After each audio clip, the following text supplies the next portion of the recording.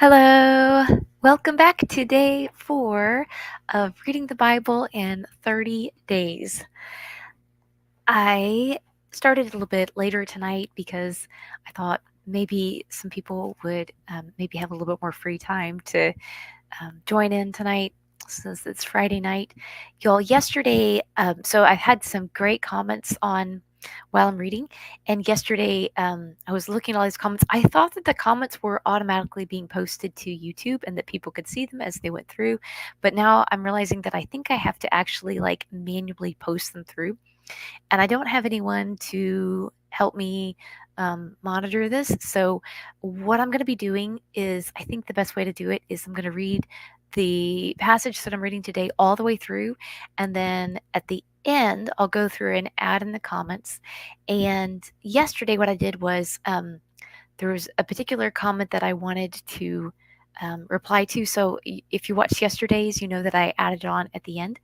And that's what I'll do today. If there's any questions and I address them, I'll address them at the end after I finish the reading. I am starting a little bit later tonight, so I've got my trusty tea, and we're going to be covering Leviticus 8 through Numbers 11. That's the goal, Lord willing. The a little bit of where we've been. So we went through Genesis, Exodus, and the little bit of a recap of yesterday from Exodus. So we saw that Moses was God's chosen redeemer for his people. Um, Even Abraham knew. Abraham was told by the Lord that his progeny would go into slavery in Egypt for 400 years. So presumably, that information was passed on to Isaac, and then Jacob or Israel, as God renamed him, also knew that that would happen. And the way that it happened was that essentially there was a famine in the land. Joseph was sent on ahead by God through some very difficult circumstances to ultimately become second in command of the entire land of Egypt, which was, as the best of my understanding, the most prosperous, advanced nation of that time, and was able to store up enough food not only to save the Egyptian people, but also to rescue his family from famine. And so, because of the duration of the famine, it was 7 years long, he ended up moving his entire family to Egypt, all of his brothers and his father, and all of their families to Egypt in order to provide for them and care for them. And then over the course of time, the leadership of Egypt shifted. And there's some really interesting stuff on the internet you can find about this, about some different theories on this leadership and why and how it shifted. But basically, it shifted. And the end result of that was a pharaoh that came into power who did not appreciate or was not did not have a the Bible says he did not know Joseph, and so the implication, I think, is a little bit that he did not, um, he. How am I trying to say this? He did not have an appreciation of the family, and so ended up enslaving the family over a process of time. And then Moses, who through God's providence ends up actually being raised in Pharaoh's household. Although Pharaoh was trying to kill him as a child, he ends up getting raised in Pharaoh's household. Um, and then it comes back to rescue all of his people, all of all of Israel's offspring and progeny out of slavery in Egypt. So he does. The Lord takes them out by a series of miracles.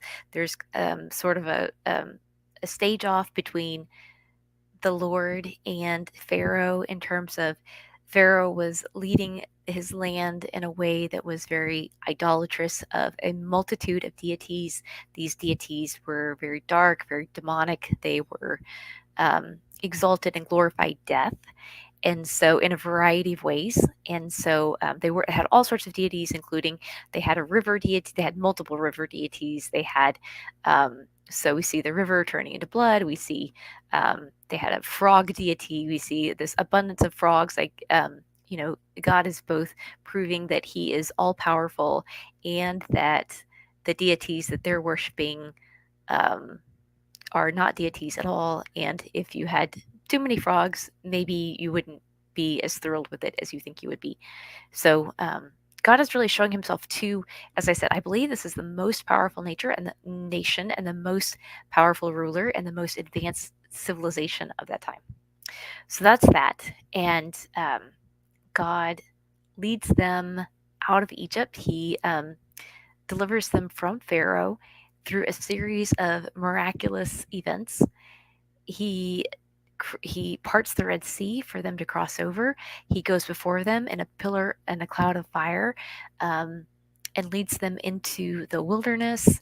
And then in the wilderness, God meets with Moses on this mountain. It's kind of a progressive series of situations where God is intending to meet with the people, and then the people basically say, and I'm a little rusty on all this, so don't quote me on this. But basically, the people are saying like it's too scary for us to, paraphrasing, it's too scary for us to meet with you because they see that God is all powerful and almighty. Um, and they see his power and they see his might from a distance and they say, yeah, you're too powerful. You're too strong. We're afraid that we won't survive if we come too close to God. And so they send up Moses as their intercessor. Um, just the way that we will see in the New Testament that Jesus becomes the intercessor for us. Moses is kind of a foreshadowing of Jesus. And so Moses goes up, meets with God on the mountain. He receives the Ten Commandments. And basically, it's the setting up of the constitution of their government. They're going to have um, a governance by God. They're not going to have a president or a king in an earthly sense, a person who is governing them. They're going to have God governing them, and then administering judgments between different issues that they may have between one another through Moses, and then some people that he's chosen underneath him to judge difficult situations between them. So difficult, like legal matters. So you see both the Ten Commandments and then a variety of different legal things that are being taken care of here.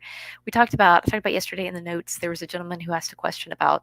There's a part that talks about the word that they use as servants. I think that the most accurate way to describe this is probably it's sort of like an indentured servitude. And this gentleman had a question about like how the servants it talks about basically these are laws to protect them of like if your servant if you beat your servant and they lose their vision or they lose a tooth, then you also will lose your vision and or your tooth. Just as you did to your servant, it will be done to you by the judges of the land. So he enacts certain provisions to protect people in this indentured servitude, which was at the time, as my understanding goes, this was this was a very common and has been throughout most of human history, I think, a way of handling debt. If you get into debt with somebody, you owe them money and you cannot pay them back, then I think that it's been pretty frequent throughout human history, pretty customary that that person who is indebted to the person, they go and they work for the person that they're indebted to pay off that debt. And so that's what you're seeing basically here. God also sets a time limit on it, and he says you have 6 years to pay off this debt, and then after that you go free. So a little bit of housekeeping is going on here in terms of setting up this theocracy. So we have a theocracy, we have God overseeing directly the nation. And so he's setting up the rules for the nation. And then we get into this part that I really love, which he starts talking about the setting up of the tabernacle. So this is basically a traveling place of worship that goes with them as they're going to be traveling about to Canaan, as they go to travel to Canaan to the promised land. And so we see some very specific details of the way that the tabernacle is to be set up, the materials that are going to be used. And I just love this part because when you I don't know, it just really hit me one time of like how beautifully homey it is and how beautifully family um, family oriented God is in this. You think about this tabernacle, like the primary features of the tabernacle are he has the ark, the rule of law, and then above that is the mercy seat. from which people will receive forgiveness and atonement for their sins. So you have the law, and then the atonement for their sins, the mercy seat. Um, and these are in the most holy place. And then outside of the most holy place, we have a table with bread on it and fresh bread, table with fresh bread and a lamp. And I just think that that's such a beautiful picture of God wanting fellowship, wanting to break bread with his people, and wanting to have this close fatherly relationship with his people.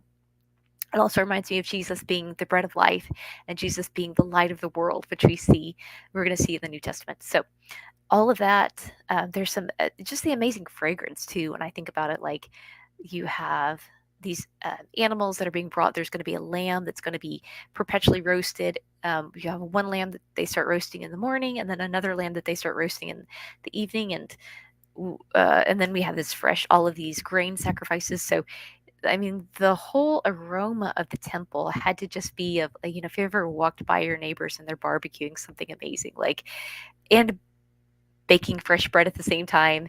And they have this very special essential oil mix. It's not in an oil form, it's in more of like a granular form, but this very special mix of essential oils, basically essential frankincense, and I don't forget if myrrh is one of them, but I know frankincense is a big one, and some of these different other beautiful, beautiful fragrances. Like the whole place just had to smell amazingly welcoming.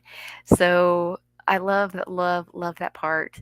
And we've talked about that. Let's see, was there anything else I need to hit on before we get going down the road?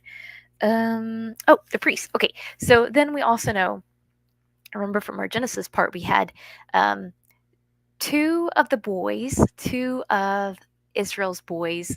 Um, they went in and they were very unmerciful to this young man and his family. They did something very wrong.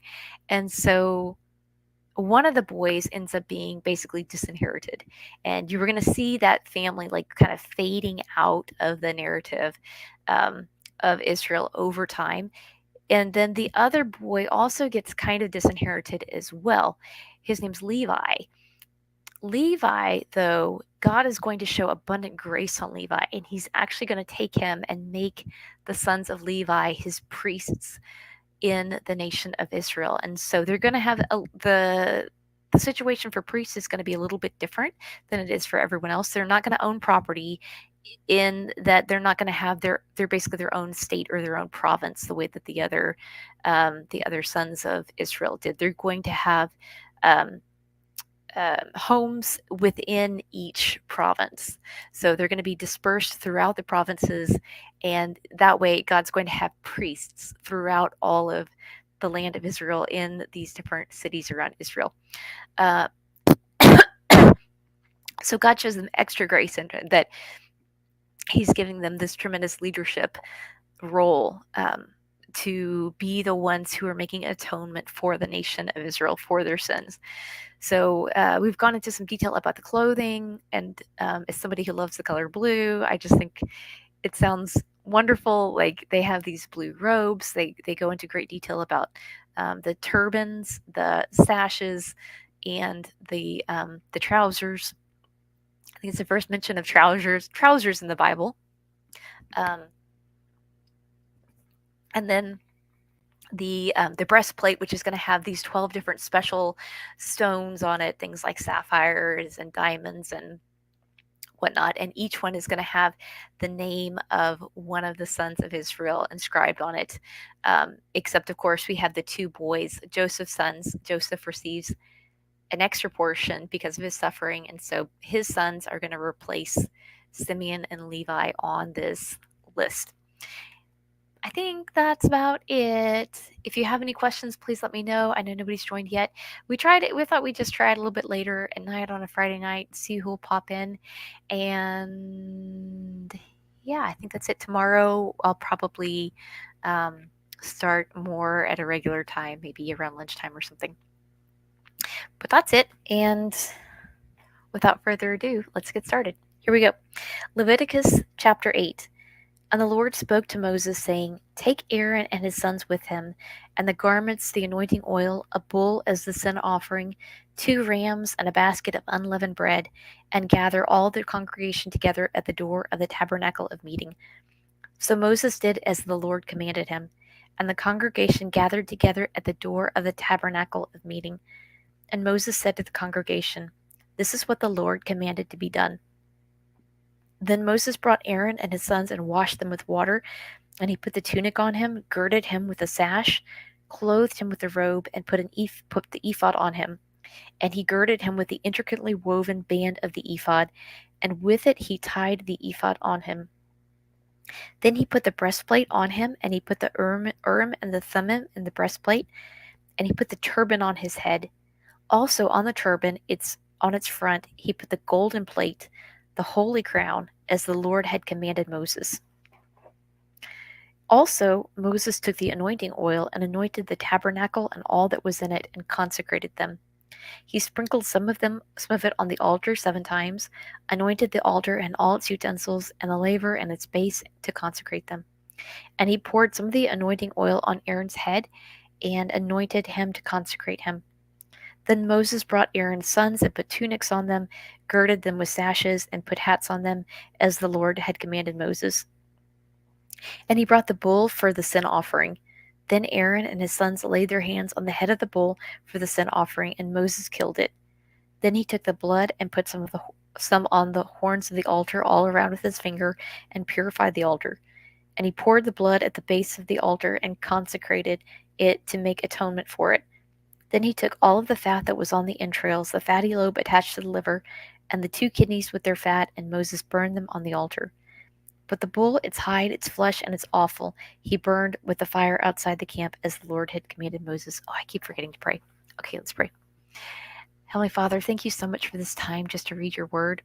Lord, I pray that you would help me and help anyone who comes to listen. Um, help our hearts to understand what you've written, to hear your voice speaking to us, and to walk in your ways, Lord.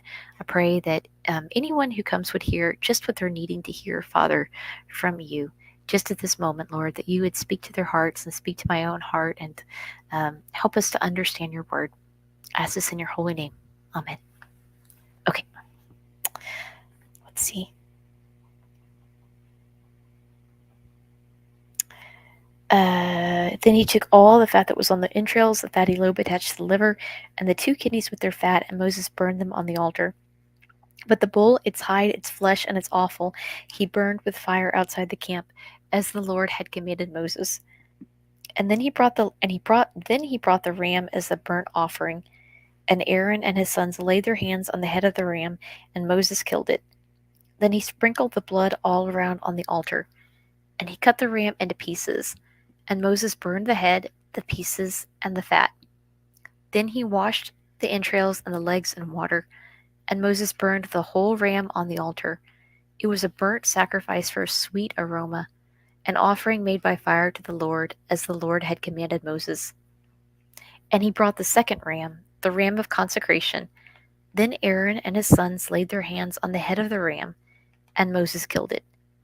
Also, he took some of its blood and put it on the tip of Aaron's right ear, on the thumb of his right hand, and on the big toe of his right foot. Then he brought Aaron's sons, and Moses put some of the blood on the tips of their right ears, on the thumbs of their right hands, and on the big toes of their right feet. And Moses sprinkled the blood all around on the altar.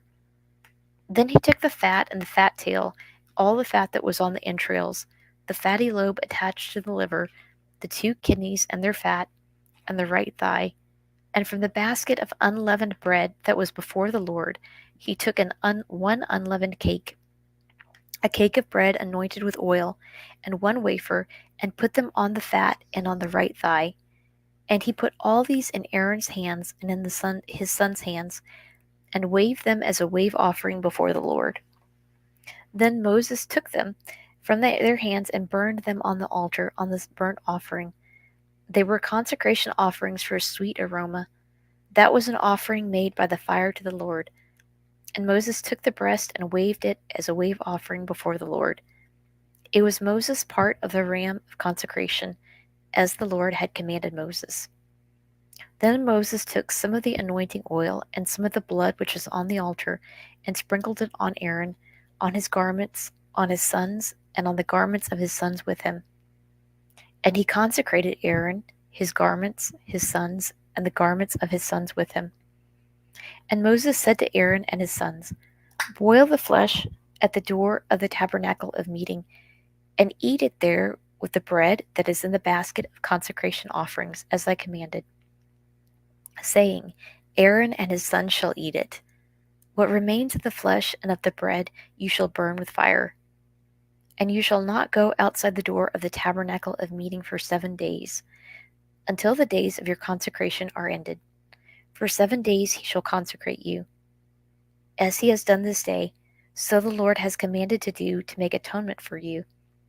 Therefore you shall stay at the door of the tabernacle of meeting day and night for 7 days, and keep the charge of the Lord, so that you may not die, for so I have been commanded.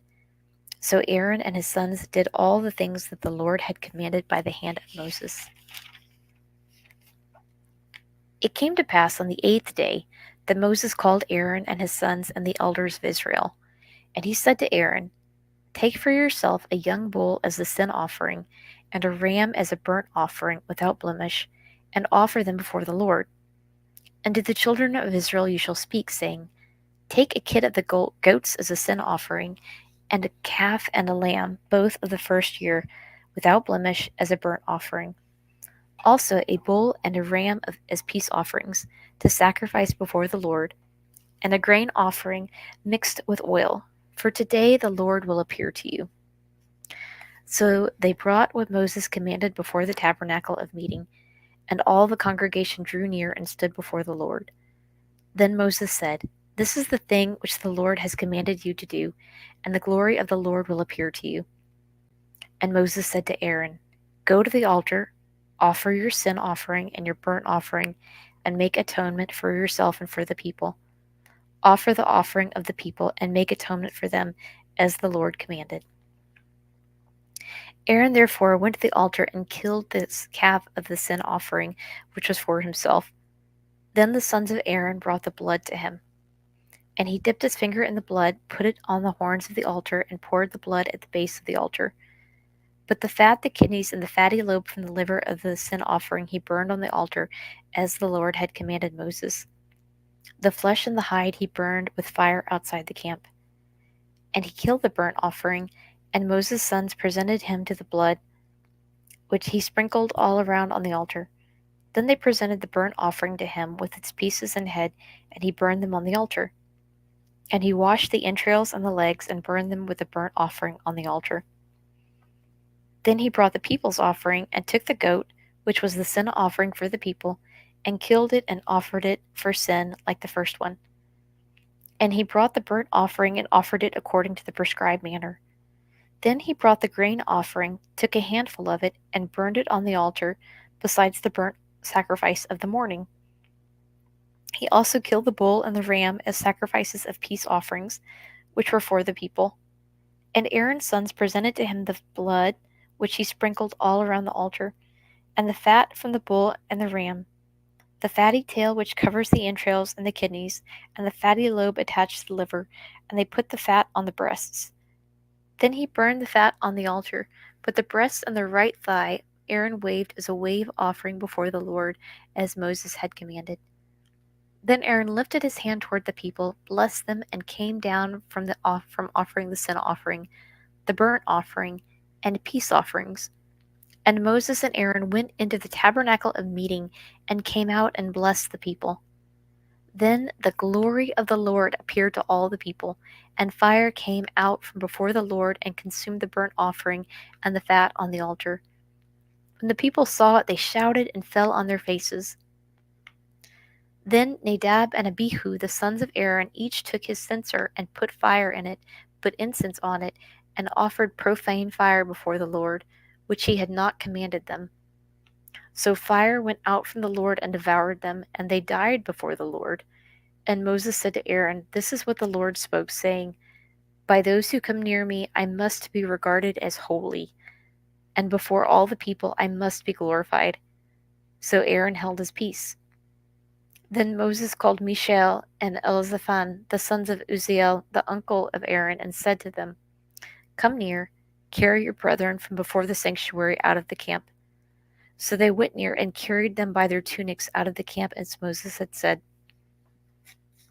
And Moses said to Aaron, to Eleazar, to Ithamar his sons, Do not uncover your heads nor tear your clothes, lest you die, and wrath come upon all the people.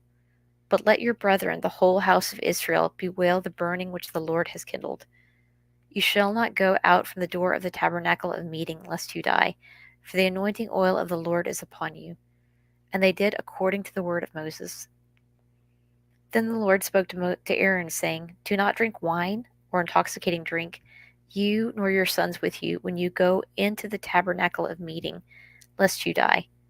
It shall be a statute forever throughout your generations, that you may distinguish between holy and unholy, and between unclean and clean, and that you may teach the children of Israel all the statutes which the Lord has spoken to them by the hand of Moses. And Moses spoke to Aaron and to Eleazar and Ithamar, his sons who were left. Take the grain offering that remains of the offerings made by fire to the Lord, and eat it without leaven beside the altar, for it is most holy. You shall eat it in a holy place, because it is your due and your son's due of the sacrifices made by fire to the Lord, for so I have been commanded. The breast of the wave offering, the thigh of the heave offering you shall eat in a clean place, you, your sons, and your daughters with you, for they are your due and your son's due, which are given from the sacrifices of peace offerings of the children of Israel. The thigh of the heave offering and the breast of the wave offering they shall bring with the offerings of fat made by fire to offer as a wave offering before the Lord. And it shall be yours and your sons with you by a statute forever, as the Lord has commanded. Then Moses made careful inquiry about the goat of the sin offering, and there it was, burned up.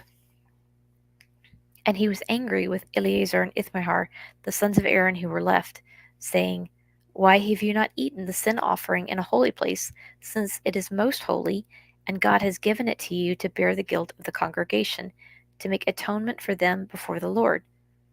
See, its blood was not brought inside the holy place. Indeed, you should have eaten it in a holy place, as I commanded. And Aaron said to Moses, Look, this day I have offered their sin offering and their burnt offering before the Lord, and such things have befallen me. If I had eaten the sin offering today, would it have been accepted in the sight of the Lord? So when Moses heard that, he was content. Now the Lord spoke to Moses and Aaron, saying to them, Speak to the children of Israel, saying, These are the animals which you may eat among the animals that are on the earth. Among the animals, whatever divides the hoof, having cloven hoofs and chewing the cud, that you may eat. Nevertheless, these you shall not eat among those that chew the cud, or those that have cloven hoofs. The camel, because it chews the cud, but does not have cloven hoofs, is unclean to you. The rock hyrax, because it chews the cud, but does not have cloven hoofs, is unclean to you. The hare, because it chews the cud, but does not have cloven hoofs, is unclean to you. And the swine, though it divides the hoof, having cloven hoofs, yet does not chew the cud, is unclean to you. Their flesh you shall not eat, and their carcasses you shall not touch, they are unclean to you. These you may eat of all that are in the water, whatever in the water has fins and scales, whether in the seas or in the rivers, that you may eat. But all in the seas or in the rivers that do not have fins and scales, all that move in the water, or any living thing which is in the water, they are an abomination to you. They shall be an abomination to you. You shall not eat their flesh, but you shall regard their carcasses as an abomination. Whatever in the water does not have fins or scales, it shall be an abomination to you. And these you shall regard as an abomination among the birds. They shall not be eaten. They are an abomination.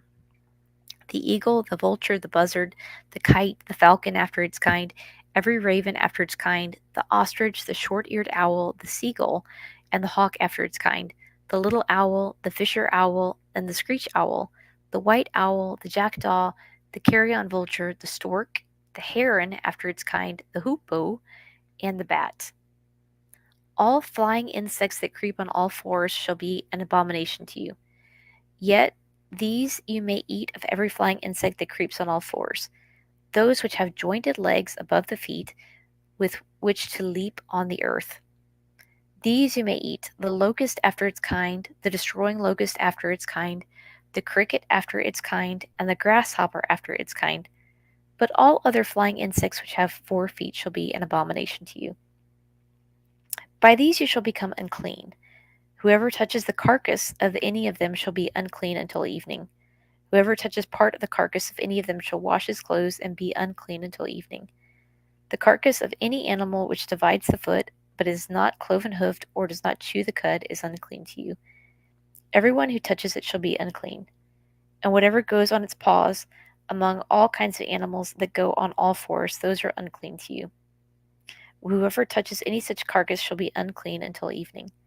Whoever carries any such carcass shall wash his clothes and be unclean until evening. It is unclean to you.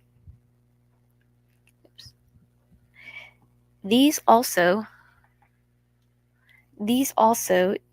by these also you shall become unclean. Whoever touches the carcass of any of them shall be unclean until evening. Whoever carries part of the carcass of any of them shall wash his clothes and be unclean until evening. The carcass of any animal which divides the foot, but is not cloven hoofed or does not chew the cud, is unclean to you. Everyone who touches it shall be unclean. And whatever goes on its paws, among all kinds of animals that go on all fours, those are unclean to you. Whoever touches any such carcass shall be unclean until evening. Whoever carries any such carcass shall wash his clothes and be unclean until evening. It is unclean to you. These also shall be unclean to you among the creeping things that creep on the earth: the mole, the mouse, and the large reptile after its kind, the gecko, the monitor lizard, the sand reptile, the sand lizard, and the chameleon. These are unclean to you among all that creep. Whoever touches them when they are dead shall be unclean until evening. Anything on which any of them falls when they are dead shall be unclean, whether it is any item of wood or clothing or skin or sack, whatever item it is in which any work is done, it must be put in water. And it shall be unclean until evening, then it shall be clean. Any earthen vessel into which any of them falls, you shall break, and whatever it is in shall be unclean. In such a vessel, any edible food upon which water falls becomes unclean, and any drink that may be drunk from it becomes unclean. And everything on which a part of any such carcass falls shall be unclean. Whether it is an oven or cooking stove, it shall be broken down, for they are unclean, and shall be unclean to you. Nevertheless, a spring or a cistern, in which there is plenty of water, shall be clean. But whatever touches any such carcass becomes unclean. And if a part of any such carcass falls on any planting seed which is to be sown, it remains clean. But if water is put on the seed, and if a part of any such carcass falls on it, it becomes unclean to you. And if any animal which you may eat dies, he who touches its carcass shall be unclean until evening. He who eats of its carcass shall wash his clothes and be unclean until evening. He also who carries its carcass shall wash his clothes and be unclean until evening. And every creeping thing that creeps on the earth shall be an abomination. It shall not be eaten. Whatever crawls on its belly, whatever goes on all fours, or whatever has many feet, among all creeping things that creep on the earth, these you shall not eat, for they are an abomination. You shall not make yourselves abominable with any creeping thing that creeps, nor shall you make yourselves unclean with them, lest you be defiled by them. For I am the Lord your God. You shall therefore consecrate yourselves, and you shall be holy, for I am holy. Neither shall you defile yourselves with any creeping thing that creeps on the earth, for I am the Lord who brings you up out of the land of Egypt to be your God. You shall therefore be holy as I am holy. This is the law of the animals and the birds and of every living creature that moves in the waters, and of every creature that creeps on the earth, to distinguish between the unclean and the clean, and between the animal that may be eaten and the animal that may not be eaten.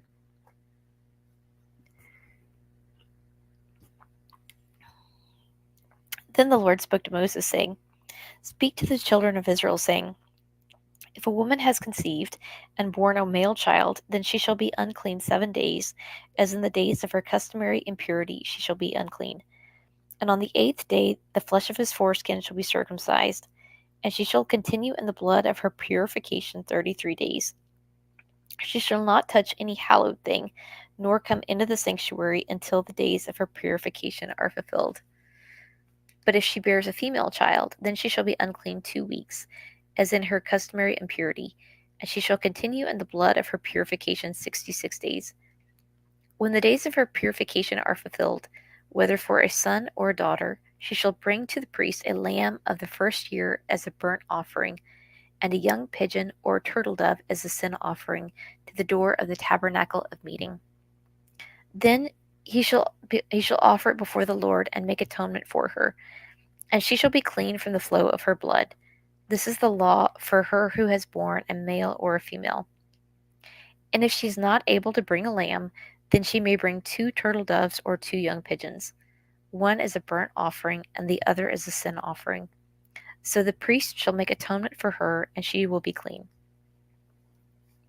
And the Lord spoke to Moses and Aaron, saying, When a man has on the skin of his body a swelling, a scab, or a bright spot, and it becomes on the skin of his body like a leprous sore, then he shall be brought to Aaron the priest, or to one of his sons the priests. The priest shall examine the sore on the skin of the body, and if the hair of the sore has turned white, and the sore appears to be deeper than the skin of his body, it is a leprous sore. Then the priest shall examine him and pronounce him unclean.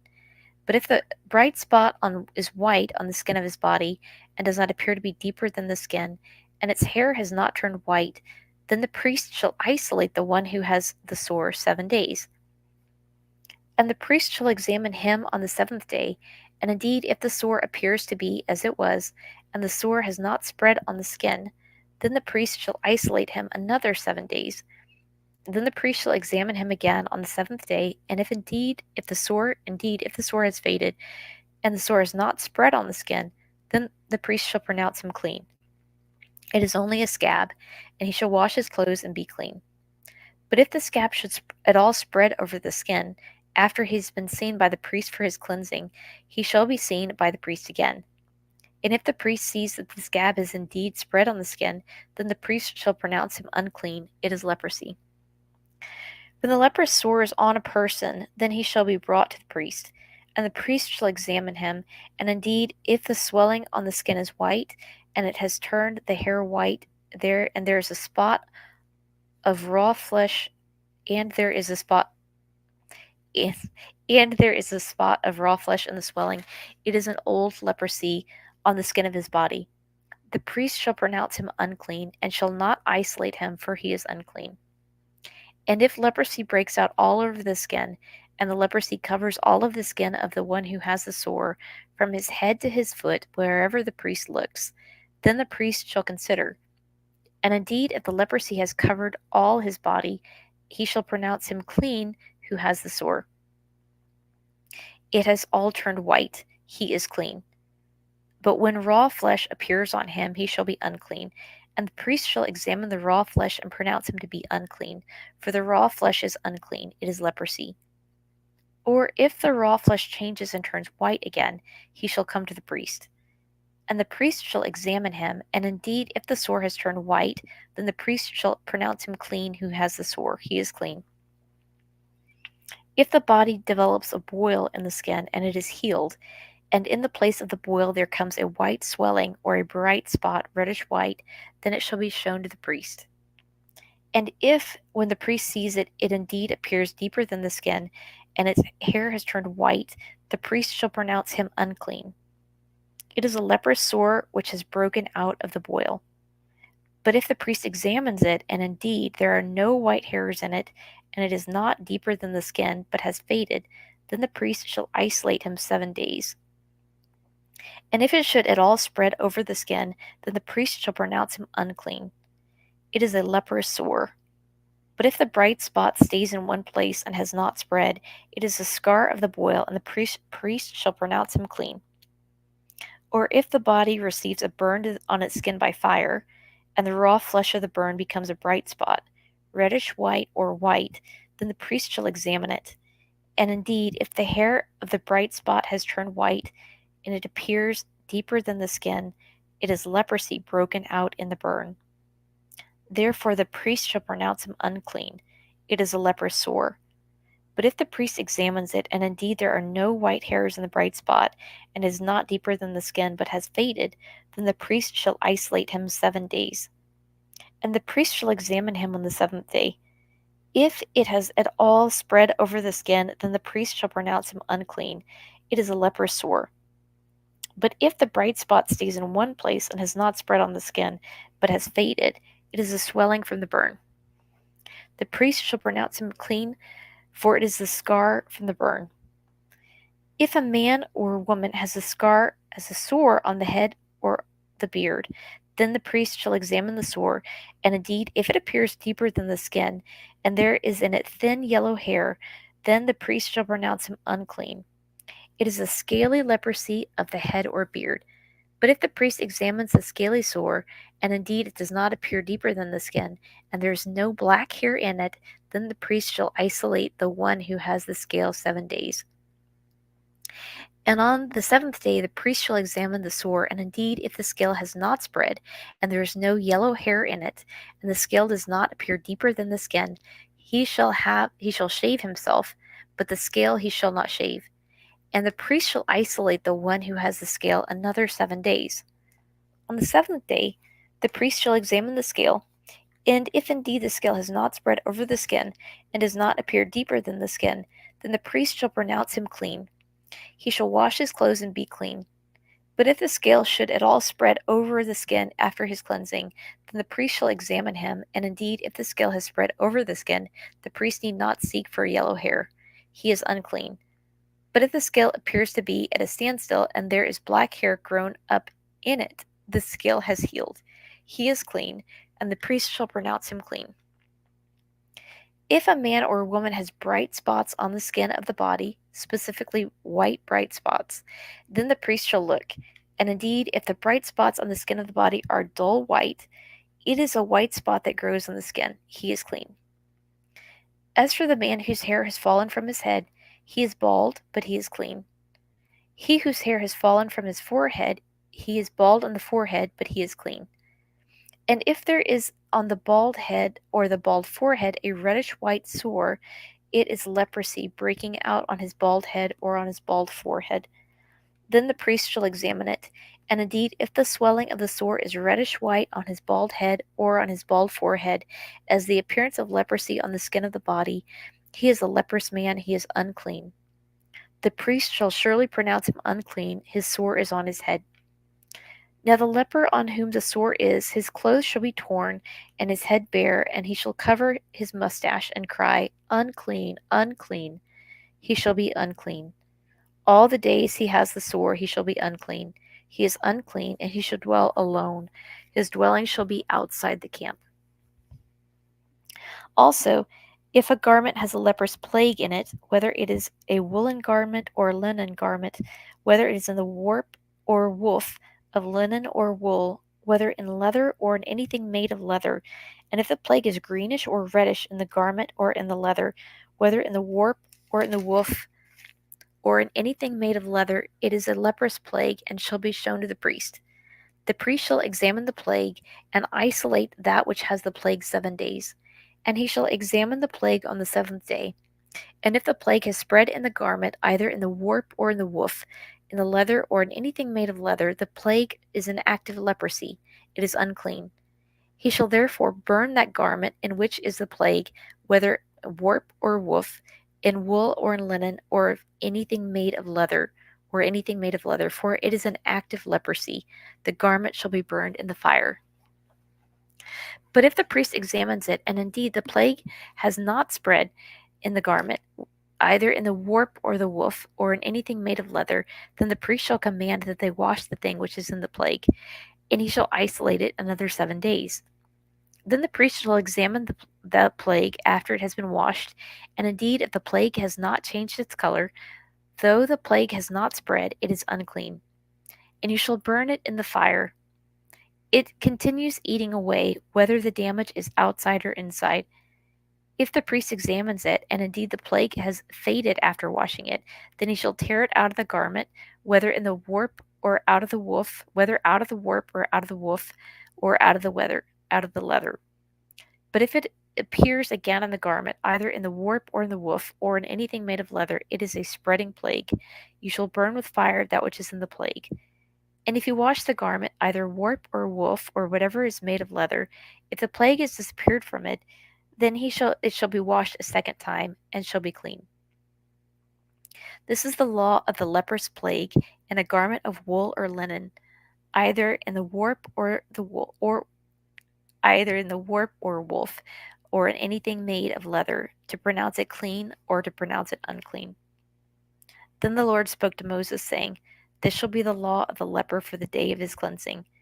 He shall be brought to the priest, and the priest shall go out of the camp, and the priest shall examine him.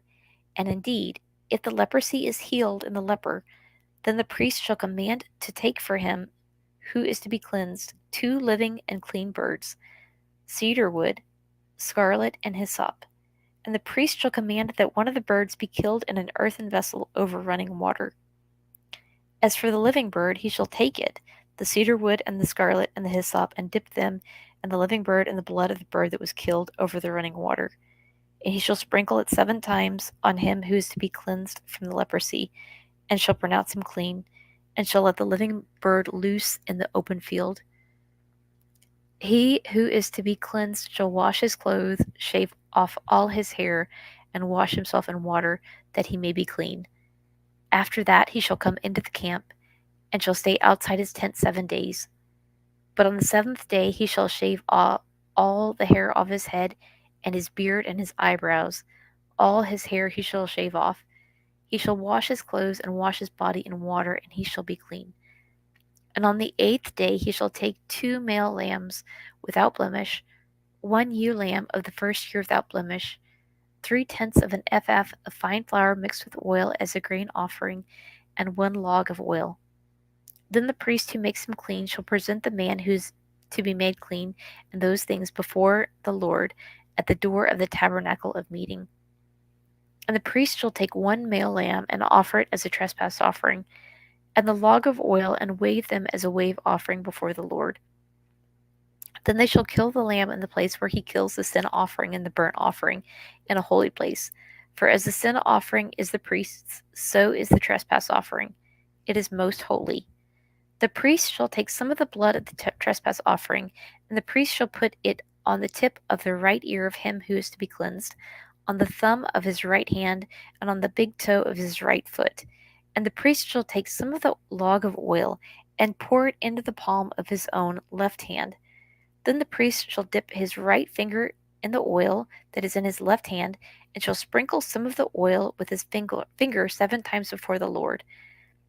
And of the rest of the oil in his hand, the priest shall put some on the tip of the right ear of him who is to be cleansed, on the thumb of his right hand, and on the big toe of his right foot, on the blood of the trespass offering. The rest of the oil that is to be in the priest's hands, he shall put on the head of him who is to be cleansed. So the priest shall make atonement for him before the Lord. Then the priest shall offer the sin offering, and make atonement for him who is to be cleansed from his uncleanness. Afterward he shall kill the burnt offering, and the priest shall offer the burnt offering and the grain offering on the altar.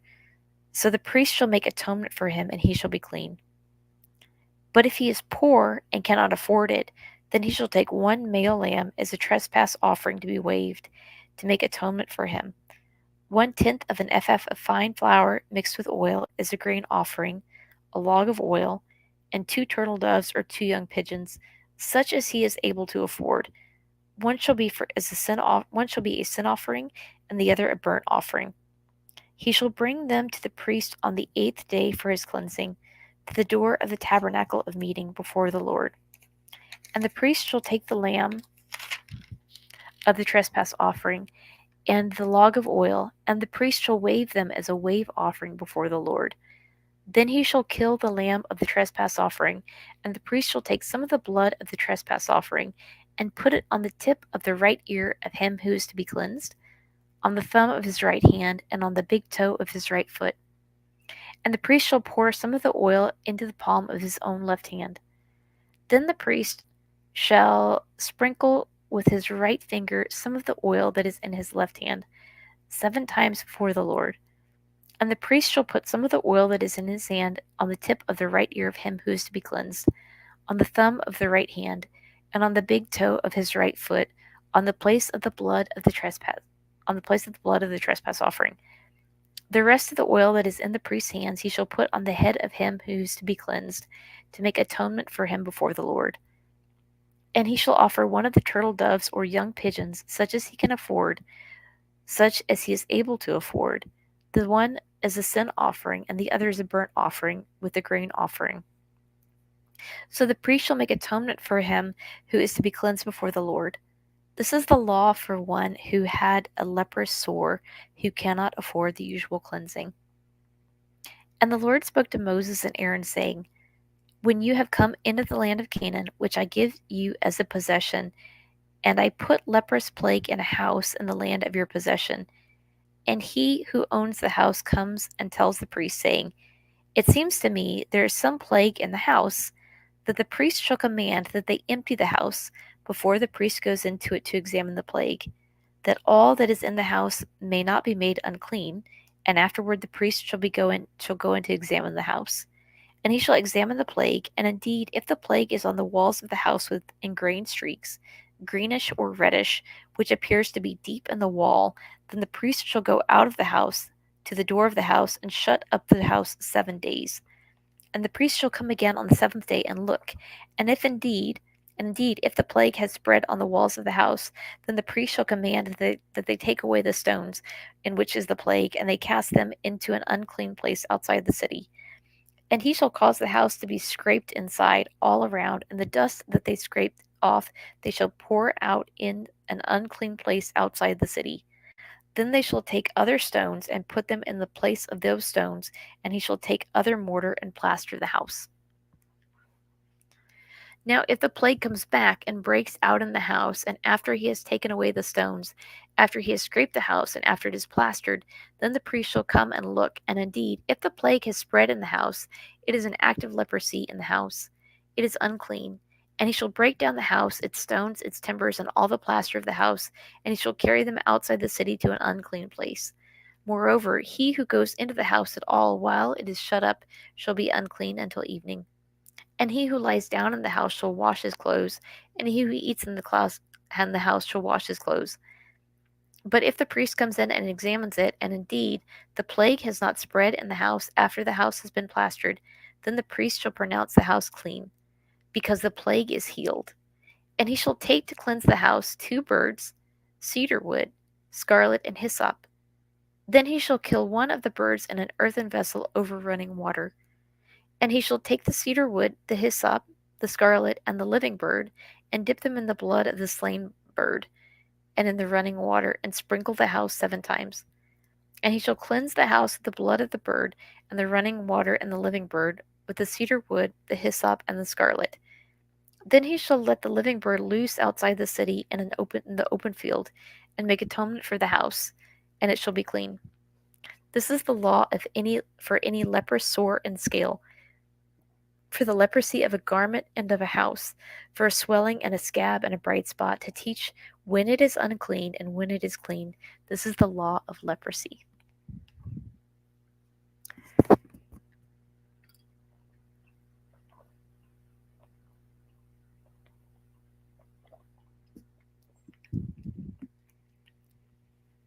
And the Lord spoke to Moses and Aaron, saying, Speak to the children of Israel, and say to them, When any man has a discharge from his body, his discharge is unclean. And this shall be his uncleanness in regard to his discharge, whether his body runs with his discharge, or his body is stopped up by his discharge, it is his uncleanness. Every bed is unclean on which he who has the discharge lies, and everything on which he sits shall be unclean. And whoever touches his bed shall wash his clothes and bathe in water, and be unclean until evening.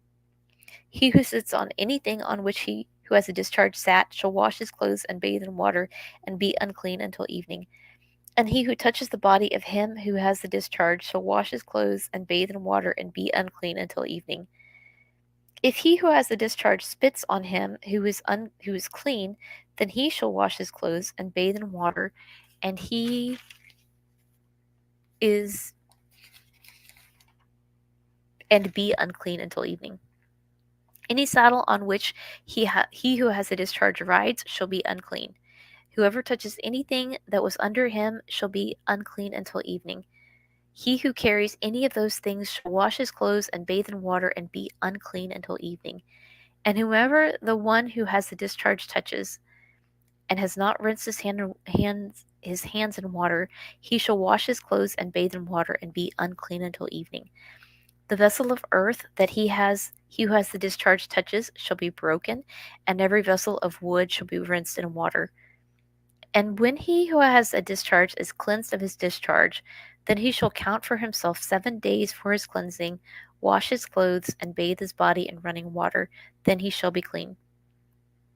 On the 8th day he shall take for himself 2 turtle doves or 2 young pigeons, and come before the Lord to the door of the tabernacle of meeting to give them to the priest. Then the priest shall offer them, the one as a sin offering, and the other as a burnt offering. So the priest shall make atonement for him before the Lord because of his discharge.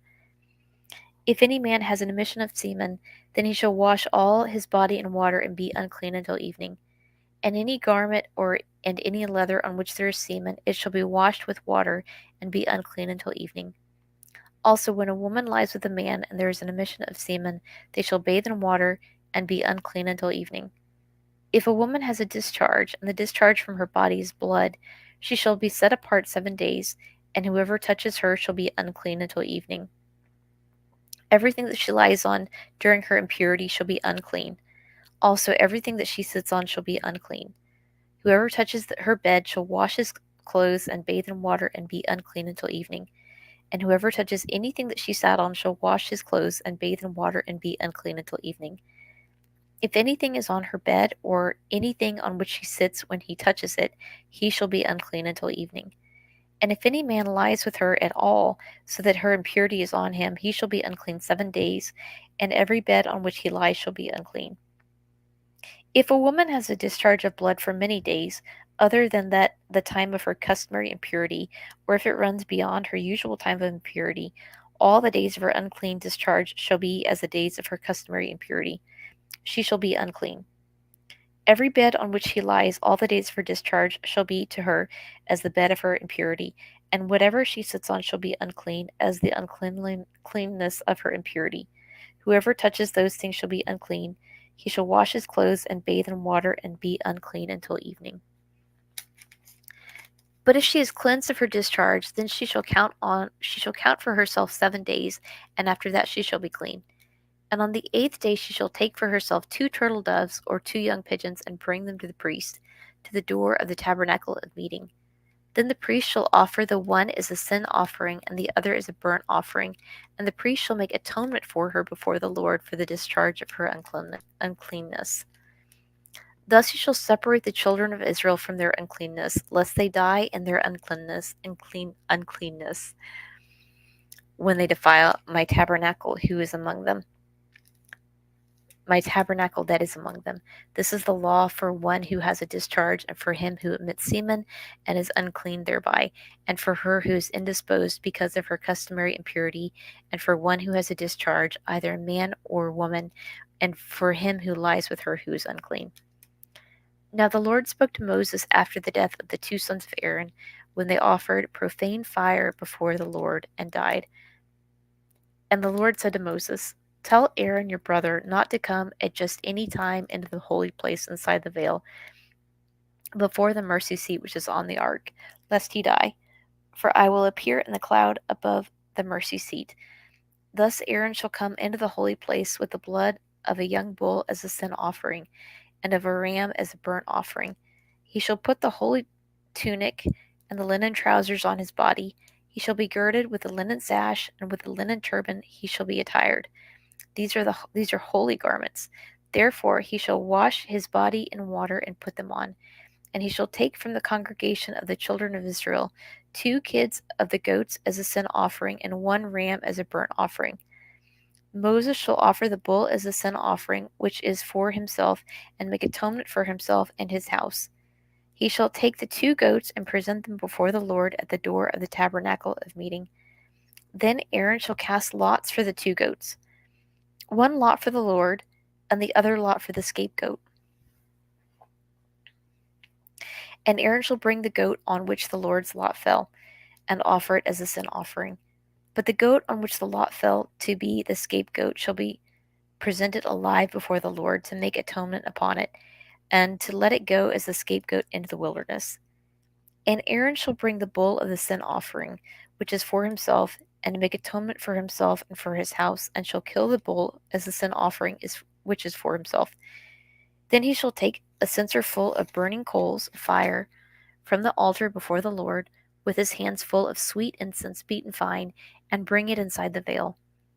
And he shall put the incense on the fire before the Lord, that the cloud of incense may cover the mercy seat that is on the testimony, lest he die. He shall take some of the blood of the bull and sprinkle it with his finger on the mercy seat on the east side, and before the mercy seat he shall sprinkle some of the blood with his finger 7 times.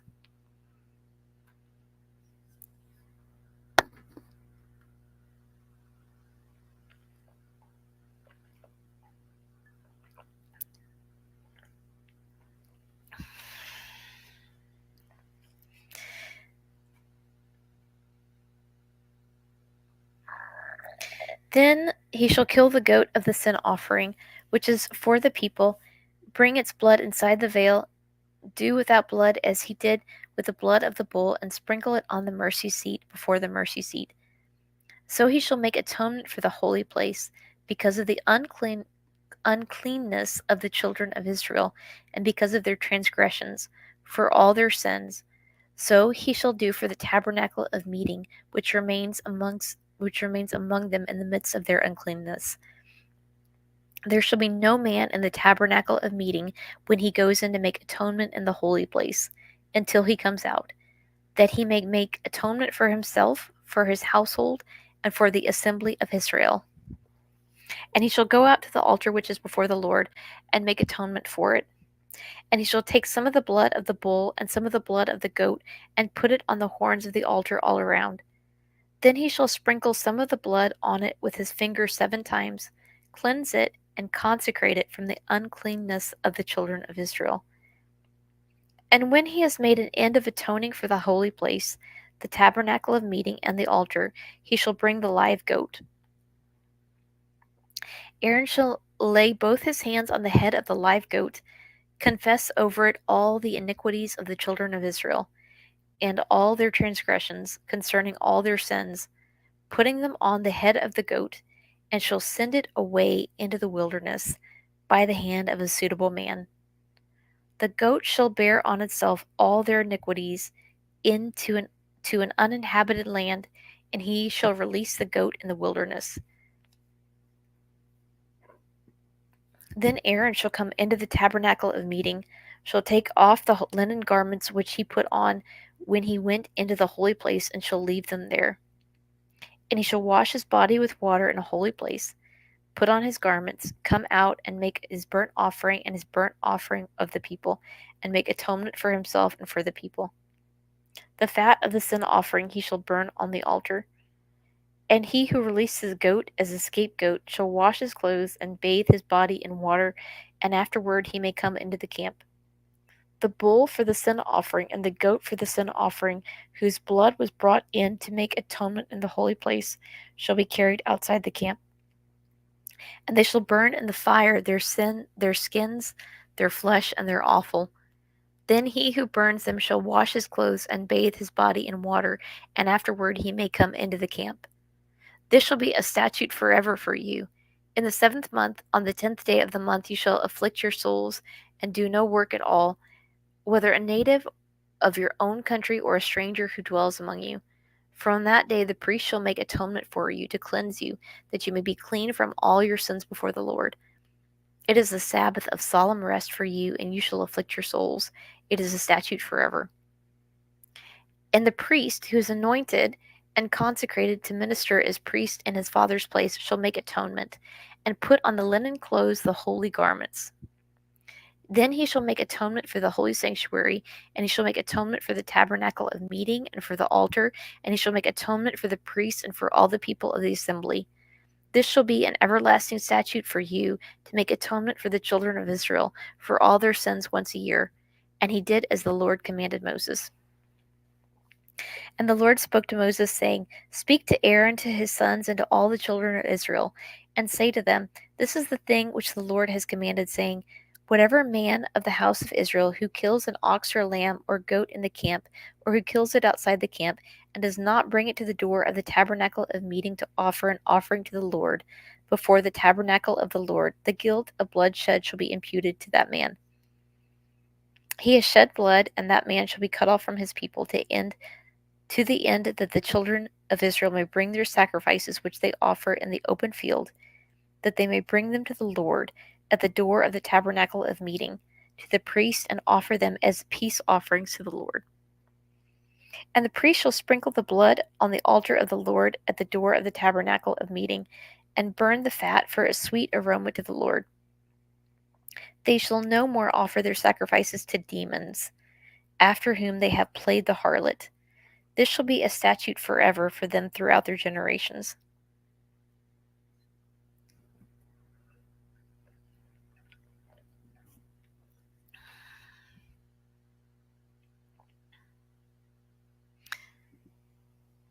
Also, you shall say to them, Whatever man of the house of Israel or of the strangers who dwell among you, whoever offers a burnt offering or sacrifice and does not bring it to the door of the tabernacle of meeting to offer it to the Lord, that man shall be cut off from among his people. And whatever man of the house of Israel or of the strangers who dwell among you who eats any blood, I will set my face against that person who eats blood, and I will cut him off from among his people. For the life of the flesh is in the blood, and I have given it to you upon the altar to make atonement for your souls. For it is the blood that makes atonement for the soul. Therefore I said to the children of Israel, No one among you shall eat blood, nor shall any stranger who dwells among you eat blood. Whatever man of the children of Israel or of the strangers who dwell among you who hunts and catches any animal or bird that may be eaten, he shall pour out its blood and cover it with dust. For it is the life of all flesh. Its blood sustains its life. Therefore I said to the children of Israel, You shall not eat the blood of any flesh, or the life of all, for the life of all flesh is in its blood. Whoever eats it shall be cut off. And every person who eats what died naturally, or what was torn by beasts, whether he is a native of your own country or a stranger, he shall both wash his clothes and bathe in water, and be unclean until evening. Then he shall be clean. But if he does not wash them or bathe his body, then he shall bear his guilt.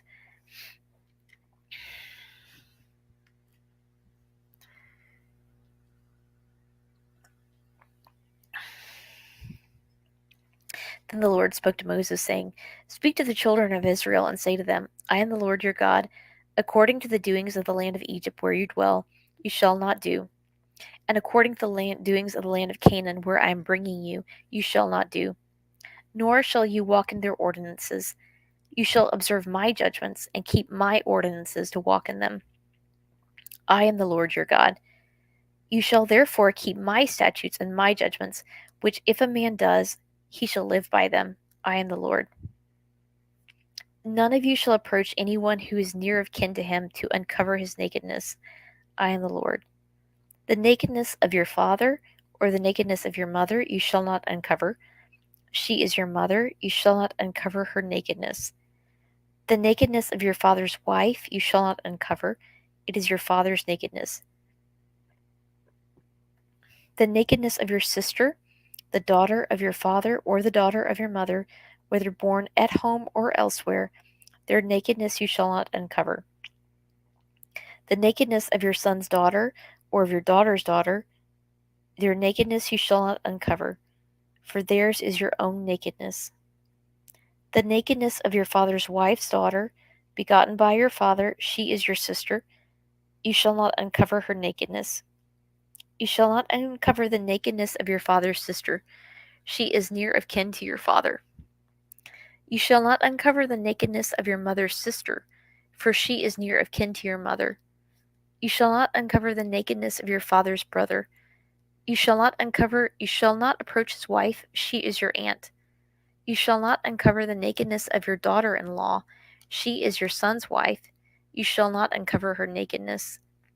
You shall not uncover the nakedness of your brother's wife, it is your brother's nakedness. You shall not uncover the nakedness of a woman and her daughter, nor shall you take her son's daughter or her daughter's daughter to uncover her nakedness. They are near of kin to her. It is wickedness. Nor shall you take a woman as a rival to her sister to uncover her nakedness while the other is alive. Also, you shall not approach a woman to uncover her nakedness as long as she is in her customary impurity. Moreover, you shall not lie carnally with your neighbor's wife to defile yourself with her. And you shall not let any of your descendants pass through the fire of Molech, nor shall you profane the name of your God. I am the Lord. You shall not lie as with a male as with a woman. It is an abomination. You shall not mate with any animal to defile yourself with it, nor shall any woman stand before an animal to mate with it. It is perversion. Do not defile yourselves with any of these things, for by all these the nations are defiled, which I am casting out before you. For the land is defiled, therefore I visit the punishment of its iniquity upon it, and the land vomits out its inhabitants. You shall therefore keep my statutes and my judgments, and shall not commit any of these abominations, whether either any of your own nation or any stranger who dwells among you. For all these abominations the men of the land have done, who were before you, and thus the land is defiled. Lest the land vomit you out also when you defile it, as it vomited out the nations that were before you.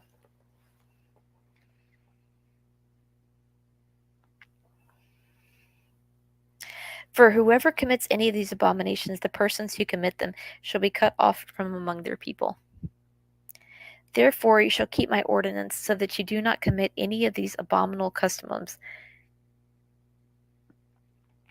which were committed before you, and that you do not defile yourselves by them. I am the Lord your God.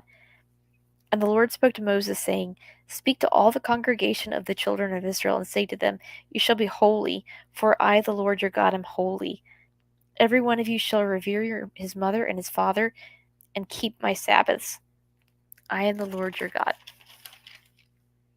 Do not turn to idols. Do not make for yourselves molded gods. I am the Lord your God.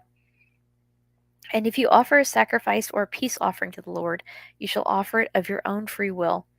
It shall be eaten the same day you offer it, and on the next day. And if any remains until the third day, it shall be burned in the fire. And if it is eaten at all on the third day, it is an abomination. It shall not be accepted. Therefore, every one who eats it shall bear his iniquity, because he has profaned the hallowed offering of the Lord, and that person shall be cut off from his people.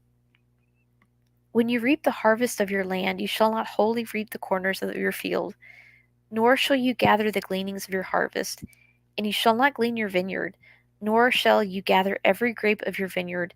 You shall leave them for the poor and the stranger. I am the Lord your God. You shall not steal, nor deal falsely, nor lie to one another. You shall not swear by my name falsely, nor shall you profane the name of your God. I am the Lord. You shall not cheat your neighbor, nor rob him. The wages of him who is hired shall not remain with you all night until morning. You shall not curse the deaf, nor put a stumbling block before the blind, but shall fear your God. I am the Lord. You shall do no injustice in judgment. You shall not be partial to the poor, nor honor the person of the mighty. In righteousness you shall judge your neighbor. You shall not go about as a talebearer among your people, nor shall you take a stand against the life of your neighbor. I am the Lord. You shall not hate your brother in your heart. You shall surely rebuke your neighbor, and not bear sin because of him. You shall not take vengeance, nor bear any grudge against the children of your people, But you shall love your neighbor as yourself. I am the Lord.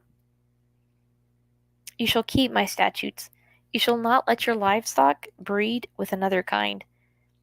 You shall not sow your field with mixed seed, nor shall a garment of mixed linen and wool come upon you. Whoever lies carnally with a woman who is betrothed to a man as a concubine, and who has not at all been redeemed, nor given her freedom, for this there shall be a scourging, but they shall not be put to death because she was not free. And he shall bring his trespass offering to the Lord, to the door of the tabernacle of meeting, a ram as a trespass offering. The priest shall make atonement for him with the ram of the trespass offering before the Lord for his sin which he has committed, and the sin which he has committed shall be forgiven him. When you come into the land and have planted all kinds of trees for food, then you shall count their fruit as uncircumcised. 3 years it shall be uncircumcised to you, it shall not be eaten. But in the 4th year all its fruit shall be holy, a praise to the Lord. And in the 5th year you may eat its fruit, that it may yield to you its increase. I am the Lord your God. You shall not eat anything with the blood, nor shall you practice divination or soothsaying. You shall not shave around the sides of your head, nor shall you disfigure the edges of your beard. You shall not make any cuttings in your flesh for the dead, nor tattoo any marks on you. I am the Lord. You shall not prostitute your daughter, to cause her to become a harlot, lest the land fall into harlotry, and the land become full of wickedness. You shall keep my Sabbaths, and reverence my sanctuary. I am the Lord. Give no regard to mediums and familiar spirits. Do not seek after them, to be defiled by them. I am the Lord your God. You shall rise before the gray-headed and honor the presence of an old man. Fear your God. I am the Lord. And if a stranger dwells with you in your land, you shall not mistreat him. The stranger who dwells among you shall be to you as one born among you. You shall love him as yourself, for you were strangers in the land of Egypt. I am the Lord your God. You shall do no injustice in judgment, in measurement of length, weight, or volume. You shall have honest scales, honest weights, an honest ephah, and an honest hin. I am the Lord your God who brought you out of the land of Egypt. Therefore you shall observe all my statutes and all my judgments and perform them. I am the Lord.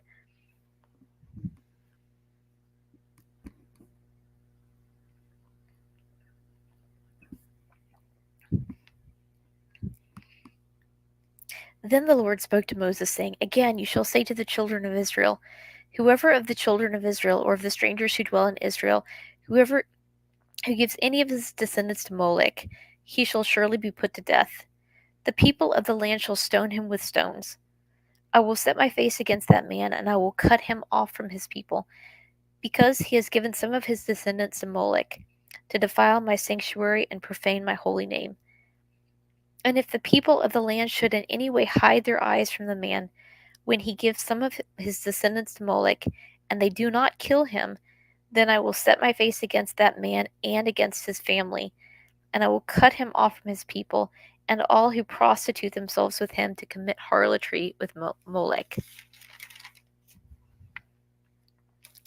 And the person who turns to mediums and familiar spirits to prostitute himself with them, I will set my face against that person and cut him off from his people. Consecrate yourselves, therefore, and be holy, for I am the Lord your God, and you shall keep my statutes and perform them. I am the Lord who sanctifies you. For everyone who curses his father or his mother shall surely be put to death. He who has cursed his father or his mother, his blood shall be upon him. The man who commits adultery with another man's wife, he who commits adultery with his neighbor's wife, the adulterer and the adulteress shall surely be put to death. The man who lies with his father's wife has uncovered his father's nakedness. Both of them shall surely be put to death. Their blood shall be upon them. If a man lies with his daughter-in-law, both of them shall surely be put to death. They have committed perversion. Their blood shall be upon them. If a man lies with a male as he lies with a woman, both of them have committed an abomination. They shall surely be put to death. Their blood shall be upon them. If a man marries a woman and her mother, it is wickedness. They shall be burned with fire, both he and they, that there may be no wickedness among you. If a man mates with an animal, he shall surely be put to death, and you shall kill the animal. If the woman approaches any animal and mates with it, you shall kill the woman and the animal. They shall surely be put to death. Their blood is upon them. If a man takes his sister, his father's daughter, or his mother's daughter, and sees her nakedness, and she sees his nakedness, it is a wicked thing. And they shall be cut off in the sight of their people. He has uncovered his sister's nakedness. He shall bear his guilt. If a man lies with a woman during her sickness and uncovers her nakedness, he has exposed her flow, and he has uncovered the flow of her blood. Both of them shall be cut off from their people. You shall not uncover the nakedness of your mother's sister or of your father's sister, for that would uncover his near of kin. They shall bear their guilt. If a man lies with his uncle's wife, he has uncovered his uncle's nakedness. They shall bear their sin, they shall die childless. If a man takes his brother's wife, it is an unclean thing. He has uncovered his brother's nakedness. They shall be childless. You shall therefore keep all my statutes and all my judgments and perform them, that the land where I am bringing you to dwell may not vomit you out. And you shall not walk in the statutes of the nation which I am casting out before you, for they commit all these things, and therefore I abhor them. But I have said to you, you shall inherit their land, and I will give it to you to possess, a land flowing with milk and honey. I am the Lord your God, who has separated you from the peoples. You shall therefore distinguish between clean animals and unclean, between unclean birds and clean. You shall not make yourselves abominable by beast or by bird, or by any kind of living thing that creeps on the ground, which I have separated from you as unclean. And you shall be holy to me, for I, the Lord, am holy, and have separated you from the peoples, that you should be mine. A man or a woman who is a medium or who has familiar spirits shall surely be put to death. They shall stone them with stones. Their blood shall be upon them. And the Lord said to Moses, Speak to the priests, the sons of Aaron, and say to them, None shall defile himself for the dead among his people, except for his relatives who are nearest to him, his mother, his father, his son, his daughter, and his brother, also his virgin sister who is near to him, who has had no husband. For her he may defile himself. Otherwise he shall not defile himself, being a chief man among his people, to profane himself. They shall not make any bald place on their heads, nor shall they shave the edges of their beards, nor make any cuttings in their flesh. They shall be holy to their God, and not profane the name of the Lord. For they offer the offerings of the Lord made by fire, and the bread of their God. Therefore they shall be holy. They shall not take a wife who is a harlot or a defiled woman, nor shall they take a woman divorced from her husband, for the priest is holy to his God. Therefore you shall consecrate him, for he offers the bread of your God. He shall be holy to you, for I, the Lord who sanctify you, am holy. The daughter of any priest, if she profanes herself by playing the harlot, she profanes her father.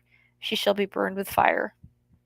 He who is the high priest among his brethren, on whose head the anointing oil was poured, and who is consecrated to wear the garments, shall not uncover his head nor tear his clothes, nor shall he go near any dead body, nor defile himself for his father or his mother, nor shall he go out of the sanctuary, nor profane the sanctuary of his God. For the consecration of the anointing oil of his God is upon him. I am the Lord. And he shall take a wife in her virginity, a widow or a divorced woman or a defiled woman or harlot. These he shall not marry. But he shall take a virgin of his own people as wife, nor shall he profane his posterity among his people, for I, the Lord, sanctify him. And the Lord spoke to Moses, saying, Speak to Aaron, saying, No man of your descendants in succeeding generations who has any defect may approach to offer the bread of his God. For any man who has a defect shall not approach, a man blind or lame who has a marred face or any limb too long, a man who has a broken foot or a broken hand, or is a hunchback or a dwarf, or a man who has a defect in his eye, or eczema, or scab, or is a eunuch. No man of the descendants of Aaron the priest who has a defect shall come near to offer the offerings made by fire to the Lord. He has a defect, he shall not come near to offer the bread of God. He may eat the bread of his God, but the most holy and the holy, only he shall not go near the veil or approach the altar, because he has a defect, lest he profane my sanctuaries, for I the Lord sanctify them. And Moses told it to Aaron and his sons and to all the children of Israel. Then the Lord spoke to Moses, saying, Speak to Aaron and his sons that they separate themselves from the holy things of the children of Israel, and that they do not profane my holy name by what they dedicate to me. I am the Lord. Say to them, Whoever of all your descendants throughout your generations who goes near the holy things which the children of Israel dedicate to the Lord, while he has uncleanness upon him, that person shall be cut off from my presence. I am the Lord. Whatever man of the descendants of Aaron who is a leper or has a discharge shall not eat the holy offerings until he is clean. And whoever touches anything made unclean by a corpse, or a man who has an emission of semen, or whoever touches any creeping thing by which he would be made unclean, or any person by whom he would become unclean, whatever his uncleanness may be, the person who has touched any such thing shall be unclean until evening, and shall not eat the holy offerings unless he washes his body with water. And when the sun goes down, he shall be clean. And afterward he may eat the holy offerings, because it is his food. Whatever dies naturally or is torn by beasts he shall eat to defile himself with it. I am the Lord. They shall therefore keep my ordinance, lest they bear sin for it and die thereby. If they profane it, I the Lord sanctify them. No outsider shall eat the holy offering. One who dwells with the priest or a hired servant shall not eat the holy thing. But if the priest buys a person with his money, he may eat it. And the one who is born in his house may eat his food. If the priest's daughter is married to an outsider, she may not eat of the holy offerings. But if the priest's daughter is a widow or divorced and has no children, and has returned to her father's house as in her youth, she may eat her father's food, but no outsider shall eat it. And if a man eats the holy offerings unintentionally, then he shall restore a holy offering to the priest and add 1/5 to it. They shall not profane the holy offerings of the children of Israel, which they offer to the Lord, or allow them to bear the guilt of trespass when they eat their holy offerings, for I, the Lord, sanctify them.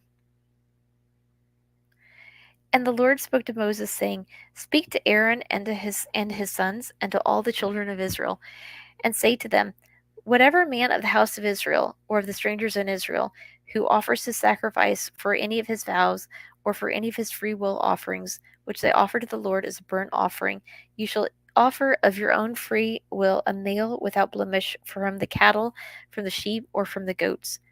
Whatever has a defect you shall not offer, for it shall not be acceptable on your behalf. And whoever offers a sacrifice of a peace offering to the Lord, to fulfill his vow, or a free will offering from the cattle or the sheep, it must be perfect to be accepted. There shall be no defect in it. Those that are blind or broken or maimed or have an ulcer or eczema or scabs you shall not offer to the Lord, nor make an offering by fire of them on the altar of the Lord to the Lord. Either a bull or a lamb that has any limb too long or too short, you may offer as a free will offering, but for a vow it shall not be accepted. You shall not offer to the Lord what is bruised or crushed, torn or cut, nor shall you make any offering of them in your land. Nor from a foreigner's hand shall you offer any of these as the bread of your God, because their corruption is in them, and defects are in them. They shall not be accepted on your behalf. And the Lord spoke to Moses, saying, When a bull or a sheep or a goat is born, it shall be 7 days with its mother, and from the 8th day and thereafter it shall be accepted as an offering made by fire to the Lord. Whether it is a cow or ewe, do not kill both her and her young on the same day. And when you offer a sacrifice of thanksgiving to the Lord, offer it of your own free will. On the same day it shall be eaten. You shall leave none of it until morning. I am the Lord. Therefore you shall keep my commandments and perform them. I am the Lord. You shall not profane my holy name, but I will be hallowed among the children of Israel. I am the Lord who sanctifies you, who brought you out of the land of Egypt to be your God. I am the Lord.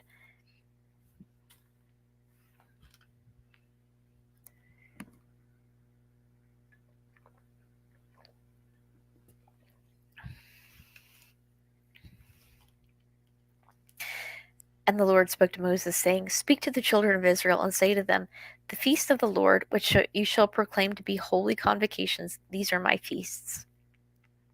6 days shall work be done, but the seventh day is a Sabbath of solemn rest, a holy convocation. You shall do no work on it. It is the Sabbath of the Lord in all your dwellings. These are the feasts of the Lord, holy convocations, which you shall proclaim at their appointed times. On the 14th day of the first month at twilight is the Lord's Passover, and on the 15th day of the same month is the feast of unleavened bread to the Lord. 7 days you must eat unleavened bread. On the first day you shall have a holy convocation. You shall do no customary work on it, but you shall offer an offering made by fire to the Lord for 7 days. And the seventh day shall be a holy convocation. You shall do no customary work on it. And the Lord spoke to Moses, saying, Speak to the children of Israel and say to them, When you come into the land which I give to you and reap its harvest, then you shall bring a sheaf of the firstfruits of your harvest to the priest. He shall wave the sheaf before the Lord to be accepted on your behalf. On the day after the Sabbath, the priest shall wave it. And you shall offer on that day, when you wave the sheaf, a male lamb on the first year without blemish, as a burnt offering to the Lord. Its grain offering shall be 2/10 of an ephah of fine flour mixed with oil, an offering made by fire to the Lord for a sweet aroma. And its drink offering shall be of wine, 1/4 of a hin. You shall not eat. You shall neither eat. You shall eat neither bread nor parched grain nor fresh grain until the same day that you have brought an offering to your God. It shall be a statute forever throughout your generations in all your dwellings. And you shall count for yourselves from the day after the Sabbath, from the day that you brought the sheaf of the wave offering. 7 Sabbaths shall be completed. Count 50 days to the day of this after the 7th Sabbath. Then you shall offer a new grain offering to the Lord. You shall bring from your dwellings 2 wave loaves of 2/10 of an ephah. They shall be of fine flour. They shall be baked with leaven. They are the first fruits to the Lord. And you shall offer with the bread 7 lambs of the first year without blemish, 1 young bull, and 2 rams. They shall be as a burnt offering to the Lord, with their grain offering and their drink offerings, offering an offering made by fire for a sweet aroma to the Lord. Then you shall sacrifice 1 kid of the goats as a sin offering, and 2 male lambs of the first year as a sacrifice of a peace offering. The priest shall wave them with the bread of the firstfruits as a wave offering before the Lord, with the 2 lambs.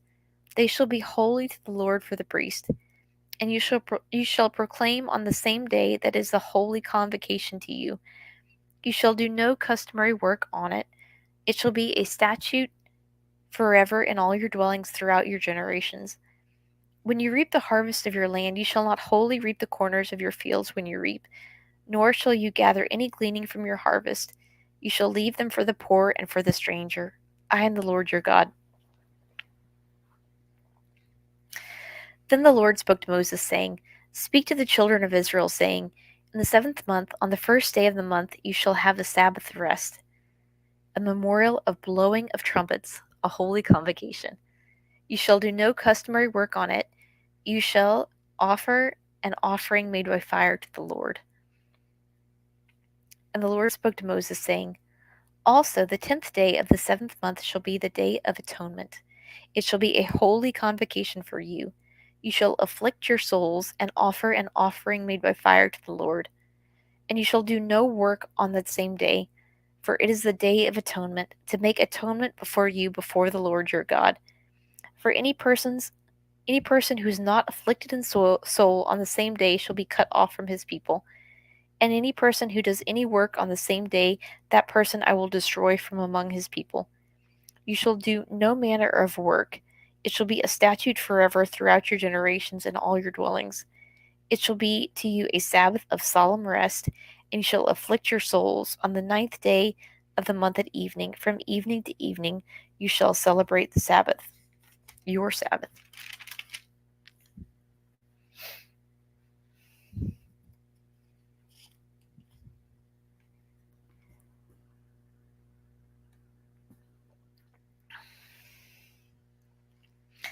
Then the Lord spoke to Moses, saying, Speak to the children of Israel, saying, The 15th day of the 7th month shall be the Feast of Tabernacles, for 7 days to the Lord. On the first day there shall be a holy convocation. You shall do no customary work on it. For 7 days you shall offer an offering made by fire to the Lord. On the 8th day you shall have a holy convocation, and you shall offer an offering made by fire to the Lord. It is a sacred assembly, and you shall do no customary work on it. These are the feasts of the Lord, which you shall proclaim to be holy convocations, to offer an offering made by fire to the Lord, a burnt offering and a grain offering, a sacrifice and drink offering, everything on its day. Besides the Sabbaths of the Lord, besides your gifts, besides all your vows, and besides all your freewill offerings which you give to the Lord. Also on the 15th day of the 7th month, when you have gathered in the fruit of the land, you shall keep the feast of the Lord for 7 days. And on the first day there shall be a Sabbath rest, and on the 8th day a Sabbath rest. And you shall take for yourselves on the first day the fruit of beautiful trees, branches of palm trees, the boughs of leafy trees, and willows of the brook. And you shall rejoice before the Lord your God for 7 days. You shall keep it as a feast to the Lord for 7 days in the year. It shall be a statute forever in your generations. You shall celebrate it in the 7th month. You shall dwell in booths for 7 days. All who are native Israelites shall dwell in booths, that your generation may know that I made the children of Israel dwell in booths when I brought them out of the land of Egypt. I am the Lord your God. So Moses declared to the children of Israel the feasts of the Lord. Then the Lord spoke to Moses, saying, Command the children of Israel that they bring to you pure oil of pressed olives for the light, to make the lamps burn continually. Outside the veil of the testimony in the tabernacle of meeting, Aaron shall be in charge of it from evening until morning before the Lord continually. It shall be a statute forever in your generations. He shall be in charge of the lamps on the pure gold lampstand before the Lord continually. And you shall take fine flour and bake 12 cakes with it. 2/10 of an ephah shall be in each cake. You shall set them in 2 rows, 6 in a row, on the pure gold table before the Lord. And you shall put pure frankincense on each row, that it may be on the bread for a memorial, an offering made by fire to the Lord. Every Sabbath he shall set it in order before the Lord continually, being taken from the children of Israel by an everlasting covenant. And it shall be for Aaron and his sons, and they shall eat it in a holy place, for it is most holy to him from the offerings of the Lord made by fire, by a perpetual statute. Now the son of an Israelite woman, whose father was an Egyptian, went out among the children of Israel, and this Israelite woman's son and a man of Israel fought each other in the camp. And the Israelite woman's son blasphemed the name of the Lord and cursed. And so they brought him to Moses. His mother's name was Shelomoth, the daughter of Dibri of the tribe of Dan. Then they put him into custody, that the mind of the Lord might be shown to them. And the Lord spoke to Moses, saying, Take outside the camp him who has cursed. Let all who heard him lay their hands on his head, and let the congregation stone him. Then you shall speak to the children of Israel, saying, Whoever curses his God shall bear his sin, and whoever blasphemes the name of the Lord shall surely be put to death. All the congregation shall certainly stone him, and the stranger as well as him who is born in the land. When he blasphemes the name of the Lord, he shall be put to death. Whoever kills any man shall surely be put to death. Whoever kills an animal shall make it good, animal for animal. If a man causes disfigurement of his neighbor, as he has done, so it shall be done to him. Fracture for fracture, eye for eye, tooth for tooth. As he has caused disfigurement of a man, so it shall be done to him. And whoever kills an animal shall restore it, but whoever kills a man shall be put to death. You shall have the same law for the stranger and for one of your own country, for I am the Lord your God. Then Moses spoke to the children of Israel, and they took outside the camp him who had cursed, and stoned him with stones. So the children of Israel did as the Lord commanded Moses. And the Lord spoke to Moses on Mount Sinai, saying, Speak to the children of Israel, and say to them, When I come into the land which I give to you, then the land shall keep a Sabbath to the Lord. 6 years you shall sow your field, and 6 years you shall prune your vineyard, and gather its fruit. But in the 7th year there shall be a Sabbath of solemn rest for the land, a Sabbath to the Lord. You shall neither sow your field nor prune your vineyard. What grows of its own accord of your harvest you shall reap, nor you shall not reap, nor gather the grapes of your untended vine, for it is a year of rest for the land. And the Sabbath produce of the land shall be food for you. For you, your male and female servants, your hired man, and the stranger who dwells with you, for your livestock and the beasts that are in your land, all its produce shall be for food. And you shall count 7 Sabbaths of years for yourself, 7 times 7, and the time of the 7 Sabbaths of years shall be to you 49 years. Then you shall cause the trumpet of the Jubilee to sound on the 10th day of the 7th month.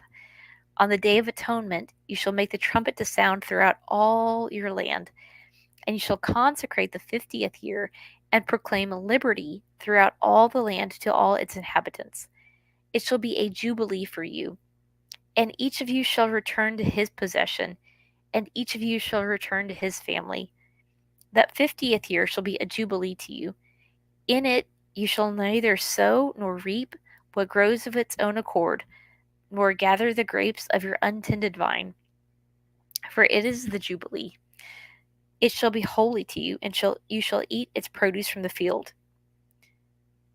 In this year of Jubilee, each of you shall return to his possession.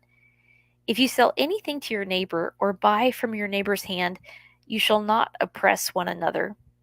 According to the number of years after the Jubilee, you shall buy from your neighbor, and according to the number of years of crops he shall sell to you.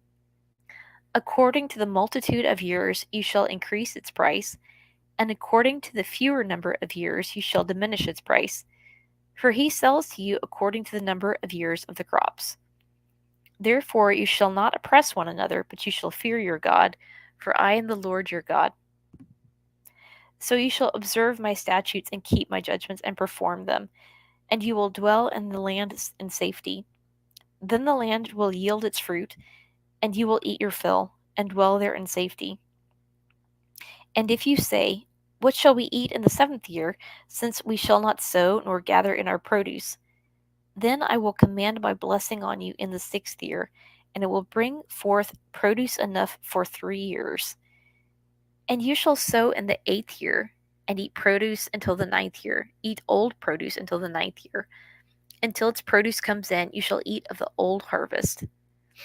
The land shall not be sold permanently, for the land is mine. For you are strangers and sojourners with me.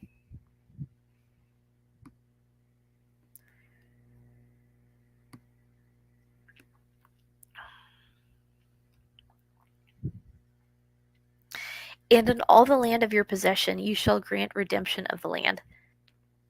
If one of your brethren becomes poor and has sold some of his possession, and if his redeeming relative comes to redeem it, then he may redeem what his brother sold.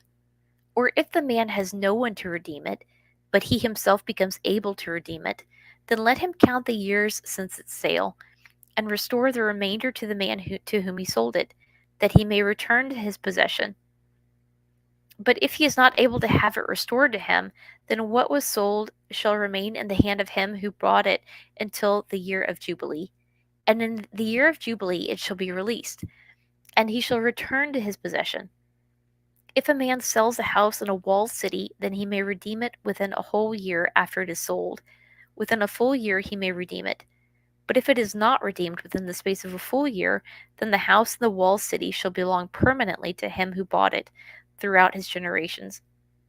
It shall not be released in the Jubilee. However, the houses of villages which have no wall around them shall be counted as the fields of the country. They may be redeemed, and they shall be released in the Jubilee.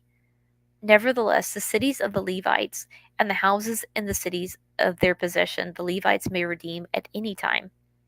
And if a man purchases a house from the Levites, then the house that was sold in the city of his possession shall be released in the Jubilee. For the houses and the cities of the Levites are their possession among the children of Israel. But the field of the common land of their cities may not be sold, for it is their perpetual possession. If one of your brethren becomes poor and falls into poverty among you, then you shall help him like a stranger or a sojourner, that he may live with you. Take no usury or interest from him, but fear your God, that your brother may live with you. You shall not lend him your money for usury, nor lend him your food at a profit. I am the Lord your God, who brought you out of the land of Egypt to give you the land of Canaan and to be your God. And if one of your brethren who dwells by you becomes poor and sells himself to you, you shall not compel him to serve as a slave. As a hired servant and sojourner, he shall live with you, and he shall serve you until the year of Jubilee. And then he shall depart from you, he and his children with him, and shall return to his own family. They shall return to the possession of their fathers, for they are my servants, whom I brought out of the land of Egypt. They shall not be sold as slaves. You shall not rule over him with rigor, but you shall fear your God. And as for your male and female slaves whom you have from the nations that are around you, from them you may buy male and female slaves. Moreover, you may buy the children of the strangers who dwell among you and their families who are with you, which they beget in your land, and they shall become your property. And you may take them as an inheritance for your children after you, to inherit them as a possession. They shall be your permanent slaves. But regarding your brethren, the children of Israel, you shall not rule over one another with rigor. Now, if a sojourner or stranger close to you becomes rich, and one of your brethren who dwells by him becomes poor, and sells himself to the stranger or sojourner close to you, or to a member of the stranger's family, after he is sold, he may be redeemed again. One of his brothers may redeem him, or his uncle's son may redeem him, or anyone who is near of kin to him and his family may redeem him. Or if he is able, he may redeem himself. Thus he shall reckon with him who bought him. The price of his release shall be according to the number of years, from the year that he was sold until the year of Jubilee. It shall be according to the time of a hired servant for him. If there are still many years remaining, according to them he shall repay the price of his redemption from the money with which he was bought. And if there remain but a few years until the year of Jubilee, then he shall reckon with him, and according to his years he shall repay him at the price of redemption. He shall be with him as a yearly hired servant, and he shall not rule with rigor over him in your sight. And if he is not redeemed in these years, then he shall be released in the year of Jubilee, he and his children with him. For the children of Israel are my servants to me; they are my servants, whom I brought out of the land of Egypt. I am the Lord your God.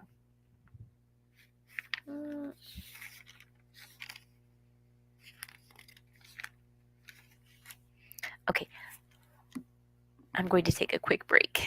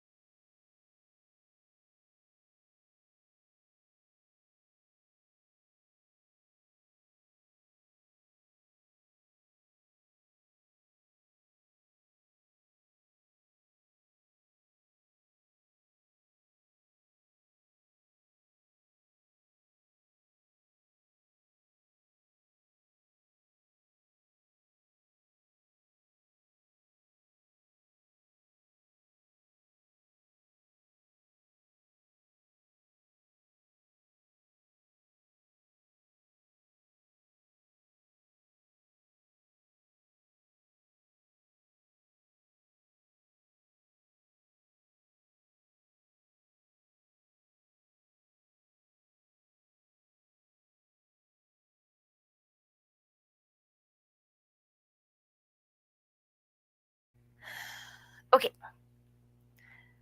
Oh, no.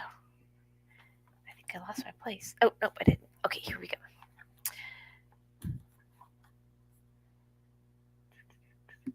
You shall not make idols for yourselves. Neither a carved image nor a sacred pillar you shall rear up for yourselves, nor shall you set up an engraved stone in your land to bow down to it, for I am the Lord your God. You shall keep my Sabbaths and reverence my sanctuary. I am the Lord. If you walk in my statutes and keep my commandments and perform them, then I will give you rain in its season. The land shall yield its produce, and the trees of the field shall yield their fruit. Your threshing shall last till the time of vintage, and the vintage shall last till the time of your sowing. You shall eat your bread to the full, and dwell in your land safely. I will give peace in the land, and you shall lie down, and none will make you afraid. I will rid the land of evil beasts, and the sword will not go through your land. You will chase your enemies, and they shall fall by the sword before you. 5 of you shall chase 100, and 100 of you shall put 10,000 to flight. Your enemies shall fall by the sword before you. For I will look on you favorably, and make you fruitful and multiply you, and confirm my covenant with you. You shall eat the old harvest, and clear out the old because of the new. I will set my tabernacle among you, and my soul shall not abhor you. I will walk among you and be your God, and you shall be my people. I am the Lord your God, who brought you out of the land of Egypt, that you should not be their slaves. I have broken the bands of your yoke and made you walk upright. But if you do not obey me and do not observe all these commandments, and if you despise my statutes, and if your soul abhors my judgments, then so that you do not perform all my commandments but break my covenant, I also will do this to you. I will even appoint terror over you, wasting disease and fever, which shall consume the eyes and cause sorrow of heart. And you shall sow your seed in vain, for your enemies shall eat it. I will set my face against you, and you shall be defeated by your enemies. Those who hate you shall reign over you, and you shall flee when no one pursues you. And after all this, if you do not obey me, then I will punish you 7 times more for your sins. I will break the pride of your power. I will make your heavens like iron, and your earth like bronze, and your strength shall be spent in vain. For your land shall not yield its produce, nor shall the trees of the land yield their fruit. Then, if you walk contrary to me, and are not willing to obey me, I will bring on you 7 times more plagues according to your sins. I will also send wild beasts among you, which shall rob you of your children, destroy your livestock, and make you few in number, and your highways shall be desolate. And if by these things you are not reformed by me, but walk contrary to me, then I also will walk contrary to you, and will punish you yet 7 times for your sins. And I will bring a sword against you that will execute the vengeance of the covenant. When you are gathered together within your cities, I will send a pestilence among you, and you shall be delivered into the hand of the enemy. When I have cut off your supply of bread, 10 women shall bake your bread in one oven, and they shall not bring back your bread by weight, and you shall eat and not be satisfied. And after all this, if you do not obey me, but walk contrary to me, then I also will walk contrary to you in fury, and even I, will chastise you 7 times for your sins. You shall eat the flesh of your sons, and it shall eat the flesh of your daughters. I will destroy your high places, cut down your incense altars, and cast your carcasses on the lifeless forms of your idols. And my soul shall abhor you. My soul shall abhor you. I will lay your cities waste and bring your sanctuaries to desolation. I will not smell the fragrance of your sweet aromas. I will bring the land to desolation, and your enemies who dwell in it shall be astonished at it. I will scatter you among the nations and draw out a sword after you. Your land shall be desolate, and your cities waste. Then the land shall enjoy its Sabbaths as long as it lies desolate, and you are in your enemy's land. Then the land shall rest and enjoy its Sabbaths.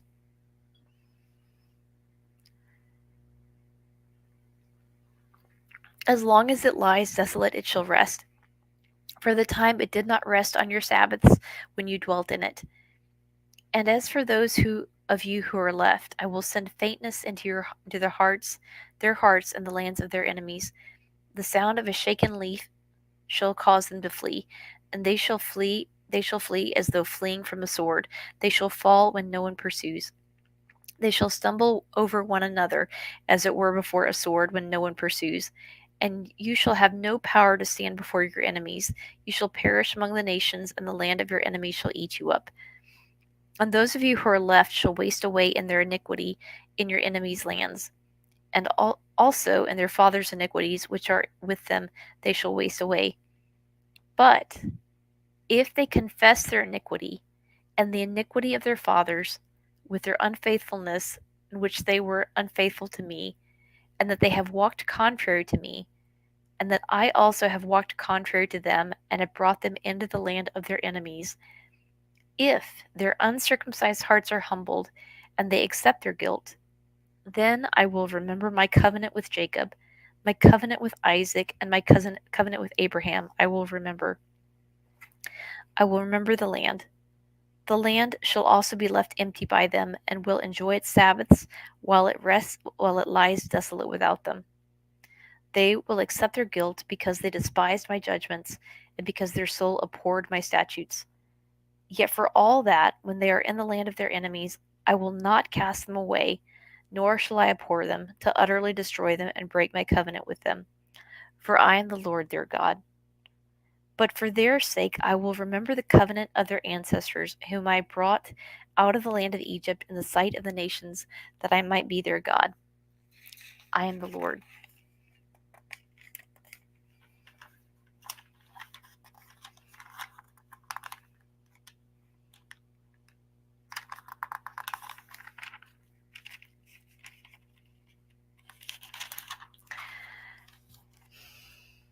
These are the statutes and judgments and laws which the Lord made between himself and the children of Israel on Mount Sinai by the hand of Moses.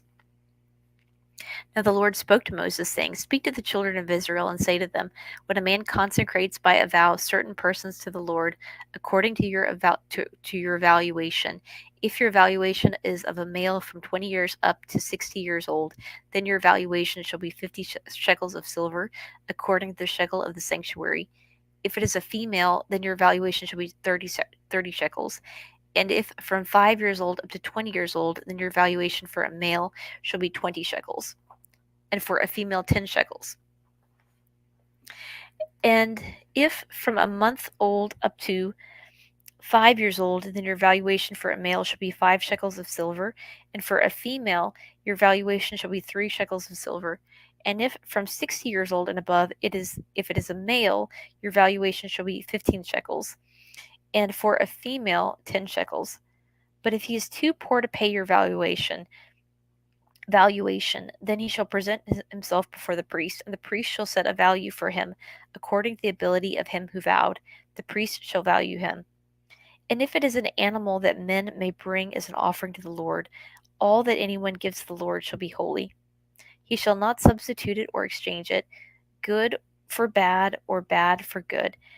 And if he at all exchanges animal for animal, then it be both, and the one exchanged for it shall be holy. If it is an unclean animal which they do not offer as a sacrifice to the Lord, then he shall present the animal before the priest, and the priest shall set a value for it, whether it is good or bad, as you, the priest, value it, so it shall be. If he wants all at all to redeem it, then he must add 1/5 to your valuation. And when a man dedicates his house to be holy to the Lord, then the priest shall set a value for it, whether it is good or bad, as the priest values it, so it shall stand. And if he who dedicated it wants to redeem his house, then he must add 1/5 of the money of your evaluation to it, and it shall be his. If a man dedicates to the Lord part of a field of his possession, then your valuation shall be according to the seed for it.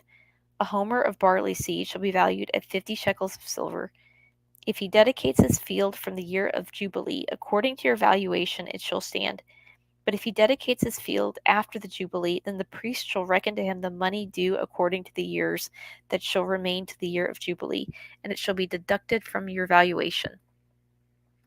And if he who dedicates the field ever wishes to redeem it, then he must add 1/5 of the money of your valuation to it, and it shall belong to him. But if he does not want to redeem the field, or if he has sold the field to another man, it shall not be redeemed any more. But the field, when it is released in the Jubilee, shall be holy to the Lord. As a devoted field, it shall be the possession of the priest.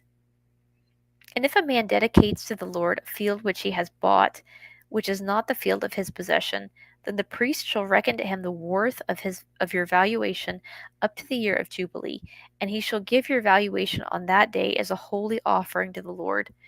In the year of Jubilee, the field shall return to him from whom it was bought, to the one who owned the land as a possession. And all your valuations shall be according to the shekel of the sanctuary, 20 gerahs to the shekel.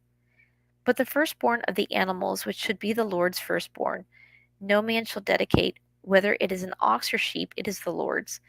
And if it is an unclean animal, then he shall redeem it according to your valuation, and shall add 1/5 to it. And if it is not redeemed, then it shall be sold according to your valuation. Nevertheless, no devoted offering that a man may devote to the Lord of all that he has, both man and beast, or the field of his possession, shall be sold or redeemed. Every devoted offering is most holy to the Lord. No person under the ban who may become doomed to destruction among men shall be redeemed, but shall surely be put to death. And all the tithe of the land, whether of the seed of the land or the fruit of the tree, is the Lord's. It is holy to the Lord. If a man wants at all to redeem any of his tithes, he shall add 1/5 to it. And concerning the tithe of the herd or the flock of whatever passes under the rod, the 10th one shall be holy to the Lord. He shall not inquire whether it is good or bad, nor shall he exchange it. And if he exchanges it at all, then both it and the one exchanged for it shall be holy. It shall not be redeemed. These are the commandments which the Lord commanded Moses for the children of Israel on Mount Sinai.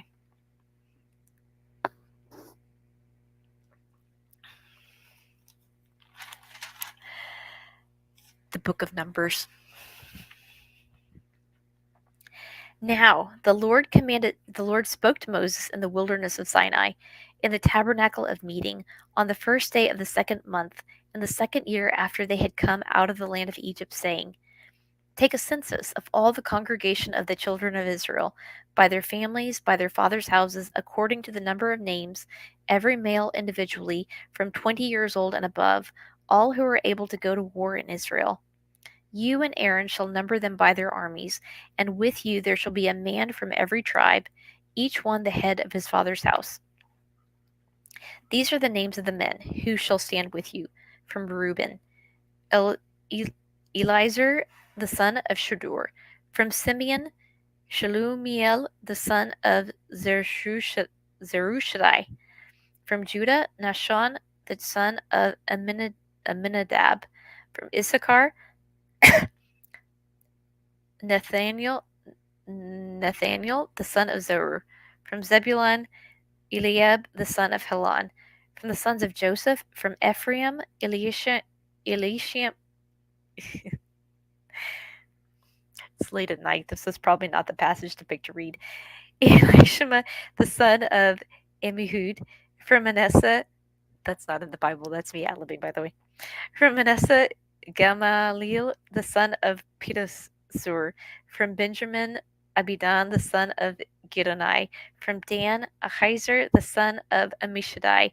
From Asher, Pagiel the son of Okran. From Gad, Elisaph the son of Duel.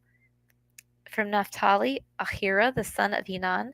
These were chosen from the congregation, leaders of their fathers' tribes, heads of the division of Israel. Then Moses took these men who had been mentioned by name, and they assembled all the congregation together on the first day of the 2nd month, and they recited their ancestry by families, by their fathers' houses, according to the number of names, from 20 years old and above, each one individually. As the Lord commanded Moses, so he numbered them in the wilderness of Sinai. Now the children of Reuben, Israel's oldest son, their genealogies by their families, by their fathers' houses, according to the number of names, every male individually, from 20 years old and above, all who were able to go to war, those who were numbered of the tribe of Reuben were 46,500.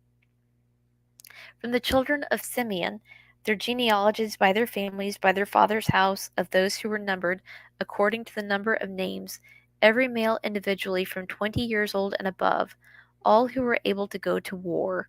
Those who were numbered of the tribe of Simeon were 59,300.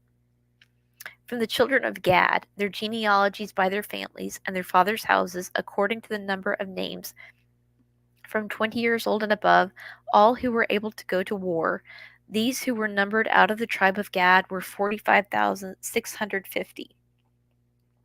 From the children of Judah, their genealogies by their families, by their father's house, according to the number of names, from 20 years old and above, all who were able to go to war. Those who were numbered of the tribe of Judah were 74,600. From the children of Issachar, their genealogies by their families, by their father's house, according to the numbers of families, number of names, from 20 years old and above, all who were able to go to war. Those who were numbered of the tribe of Issachar were 54,400. From the children of Zebulun, their genealogies by their families, by their father's house, according to the number of names, from 20 years old and above, all who were able to go to war. Those who were numbered by the tribe of Zebulun were 57,400.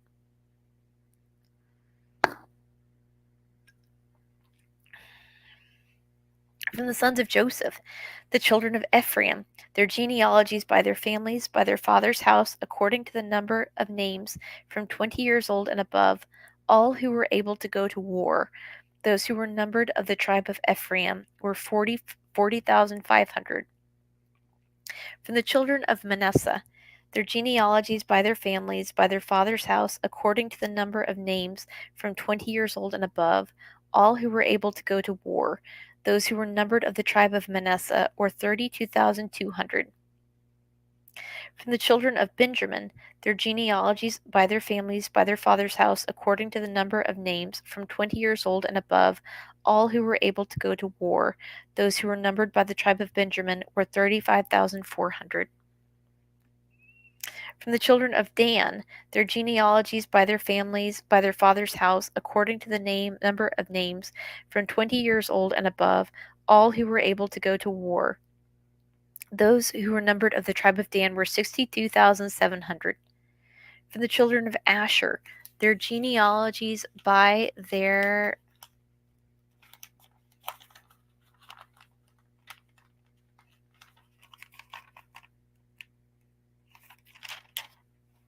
families by their father's house, according to the number of families from 20 years old and above, all who were able to go to war. Those who were numbered of the tribe of Asher were 41,500. From the children of Naphtali, their genealogies by their families, by their father's house, according to the number of names from 20 years old and above, all who were able to go to war. Those who were numbered of the tribe of Naphtali were 53,400. These are the ones who were numbered, whom Moses and Aaron numbered with the leaders of Israel, 12 men, each one representing his father's house. So all who were numbered of the children of Israel by their fathers' houses, from 20 years old and above, all who were able to go to war in Israel, all who were numbered were 603,550. But the Levites were not numbered among them by their father's tribe, for the Lord had spoken to Moses, saying, Only the tribe of Levi you shall not number, nor take a census of them among the children of Israel. But you shall appoint the Levites over the tabernacle of the testimony, over all its furnishings, and over all things that belong to it.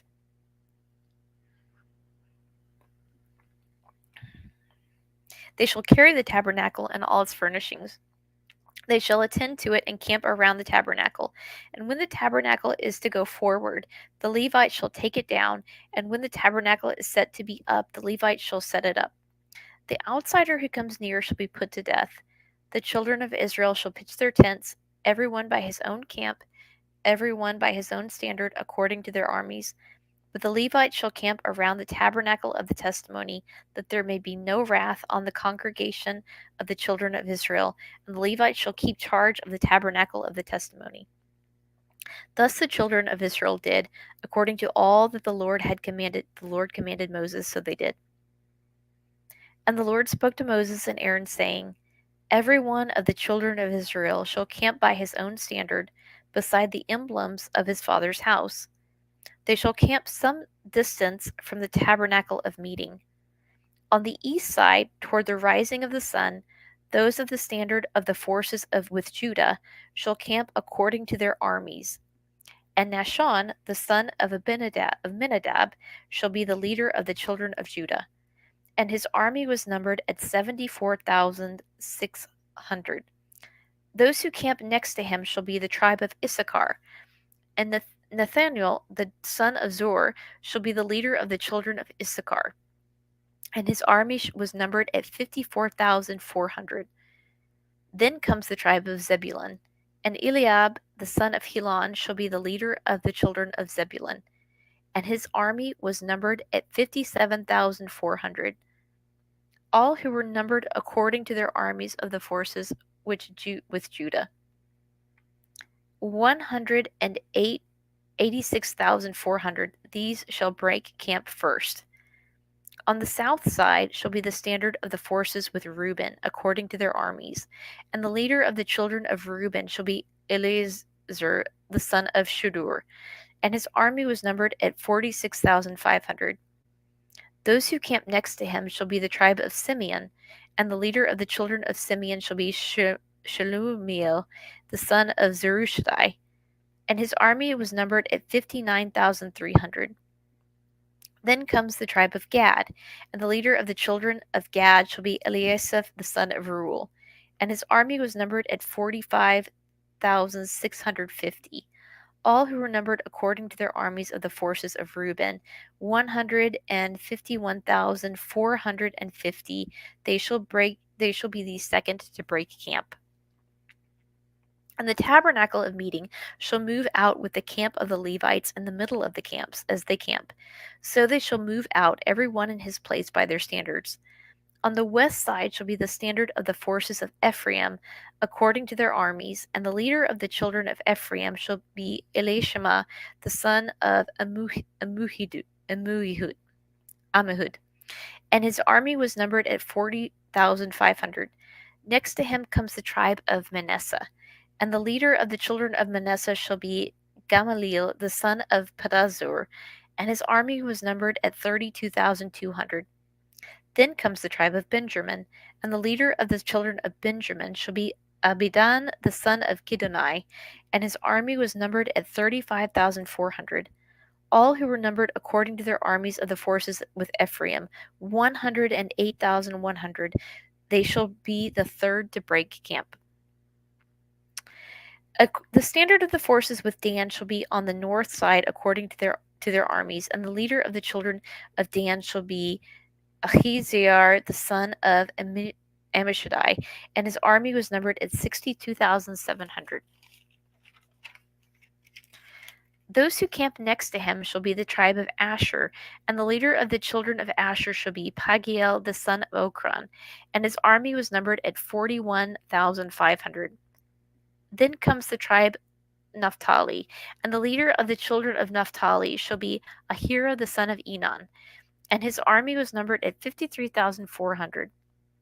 All who were numbered of the forces with Dan, 157,600. They shall break camp last with their standards. These are the ones who were numbered of the children of Israel by their fathers' houses.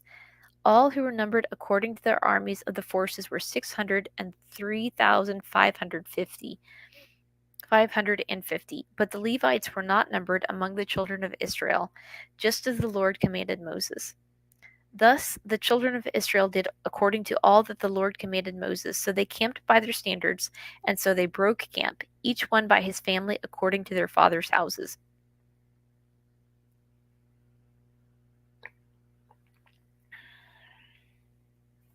Now, these are the records of Aaron and Moses when the Lord spoke with Moses on Mount Sinai. And these are the names of the sons of Aaron: Nadab the firstborn, Abihu, Eleazar, and Ithamar. These are the names of the sons of Aaron, the anointed priests, whom he consecrated to minister as priests: Nadab and Abihu, who died before the Lord when they offered profane fire before the Lord in the wilderness of Sinai, had died before the Lord when they offered profane fire by the Lord before the Lord in the wilderness of Sinai, and they had no children. So Eleazar and Ithamar ministered as priests in the presence of Aaron their father. And the Lord spoke to Moses, saying, Bring the tribe of Levi near, and present them before Aaron the priest, that they may serve him. And they shall attend to his needs and the needs of the whole congregation before the tabernacle of meeting, to do the work of the tabernacle. Also they shall attend to all the furnishings of the tabernacle of meeting, and the needs of the children of Israel, to do the work of the tabernacle. And you shall give the Levites to Aaron and his sons, that they are given entirely to him among the children of Israelites. Uh, and you shall give the Levites to Aaron and his sons, they are entirely to him among the children of Israel. So you shall appoint Aaron and his sons, and they shall attend to their priesthood, but the outsider who comes near them shall be put to death. Then the Lord spoke to Moses, saying, Now behold, I myself have taken the Levites from among the children of Israel, instead of every firstborn who opens the womb among the children of Israel. Therefore the Levites shall be mine, because all the firstborn are mine. On the first day that I struck all the firstborn in the land of Egypt, I sanctified to myself all the firstborn in Israel, both man and beast. They shall be mine. I am the Lord. Then the Lord spoke to Moses in the wilderness of Sinai, saying, Number the children of Levi by their fathers' houses, by their families. You shall number every male from a month old and above. So Moses numbered them according to the word of the Lord, as he commanded. These were the sons of Levi by their names: Gershon, Kohath, Merari. And these are the names of the sons of Gershon by their families: Libni, Shimi, and the sons of Kohath by their families: Amram, Ezer, Hebron, and Uziel. And the sons of Merari by their families: Mahali, Mushi, and Mushi. These are the families of the Levites by their fathers' houses. From Gershon came the family of the Libnites and the family of the Shemites. These were the families of the Gershonites. Those who were numbered according to the number of all the males from a month old and above. Of those who were numbered, there were 7,500. The families of the Gershonites were to camp behind the tabernacle westward.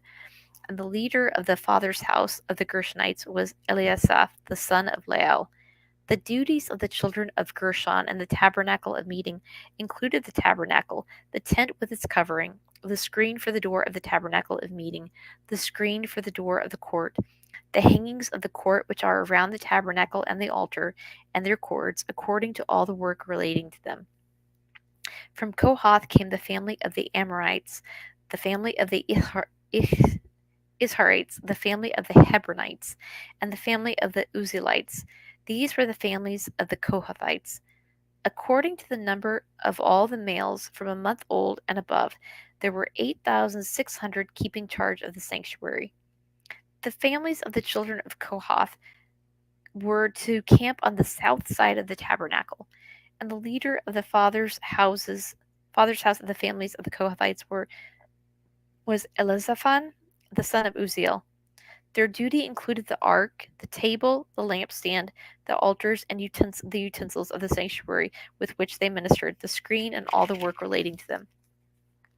And Eleazar, the son of Aaron the priest, who was to be chief over the leaders of the Levites, with oversight of those who was to be chief over the leaders of the Levites, with oversight of those who kept charge of the sanctuary. From Merari came the family of the Mahalites and the family of the Mushites. These were the families of Merari. And those who were numbered according to the number of all the males from a month old and above were 6,200. The leader of the fathers' houses of the families of Merari was Zuriel, the son of Abihail. Those who were to camp on the north side of the tabernacle. Those were to camp on the north side of the tabernacle. And the appointed duty of the children of Merari included the boards of the tabernacle, its bars, its pillars, its sockets, its utensils, all the work relating to them, and the pillars of the court all around, with their sockets, their pegs, and their cords.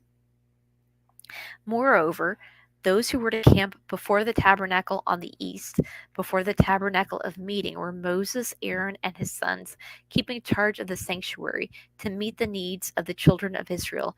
But the outsider who came near was to be put to death. all who were numbered of the Levites, whom Moses and Aaron numbered at the commandment of the Lord by their families, all males from a month old and above, were 22,000. Then the Lord said to Moses, Number all the firstborn males of the children of Israel from a month old and above, and take me the number of their names. And you shall take the Levites for me, I am the Lord, instead of the firstborn among the children of Israel, and the livestock of the Levites instead of the firstborn among the livestock of the children of Israel.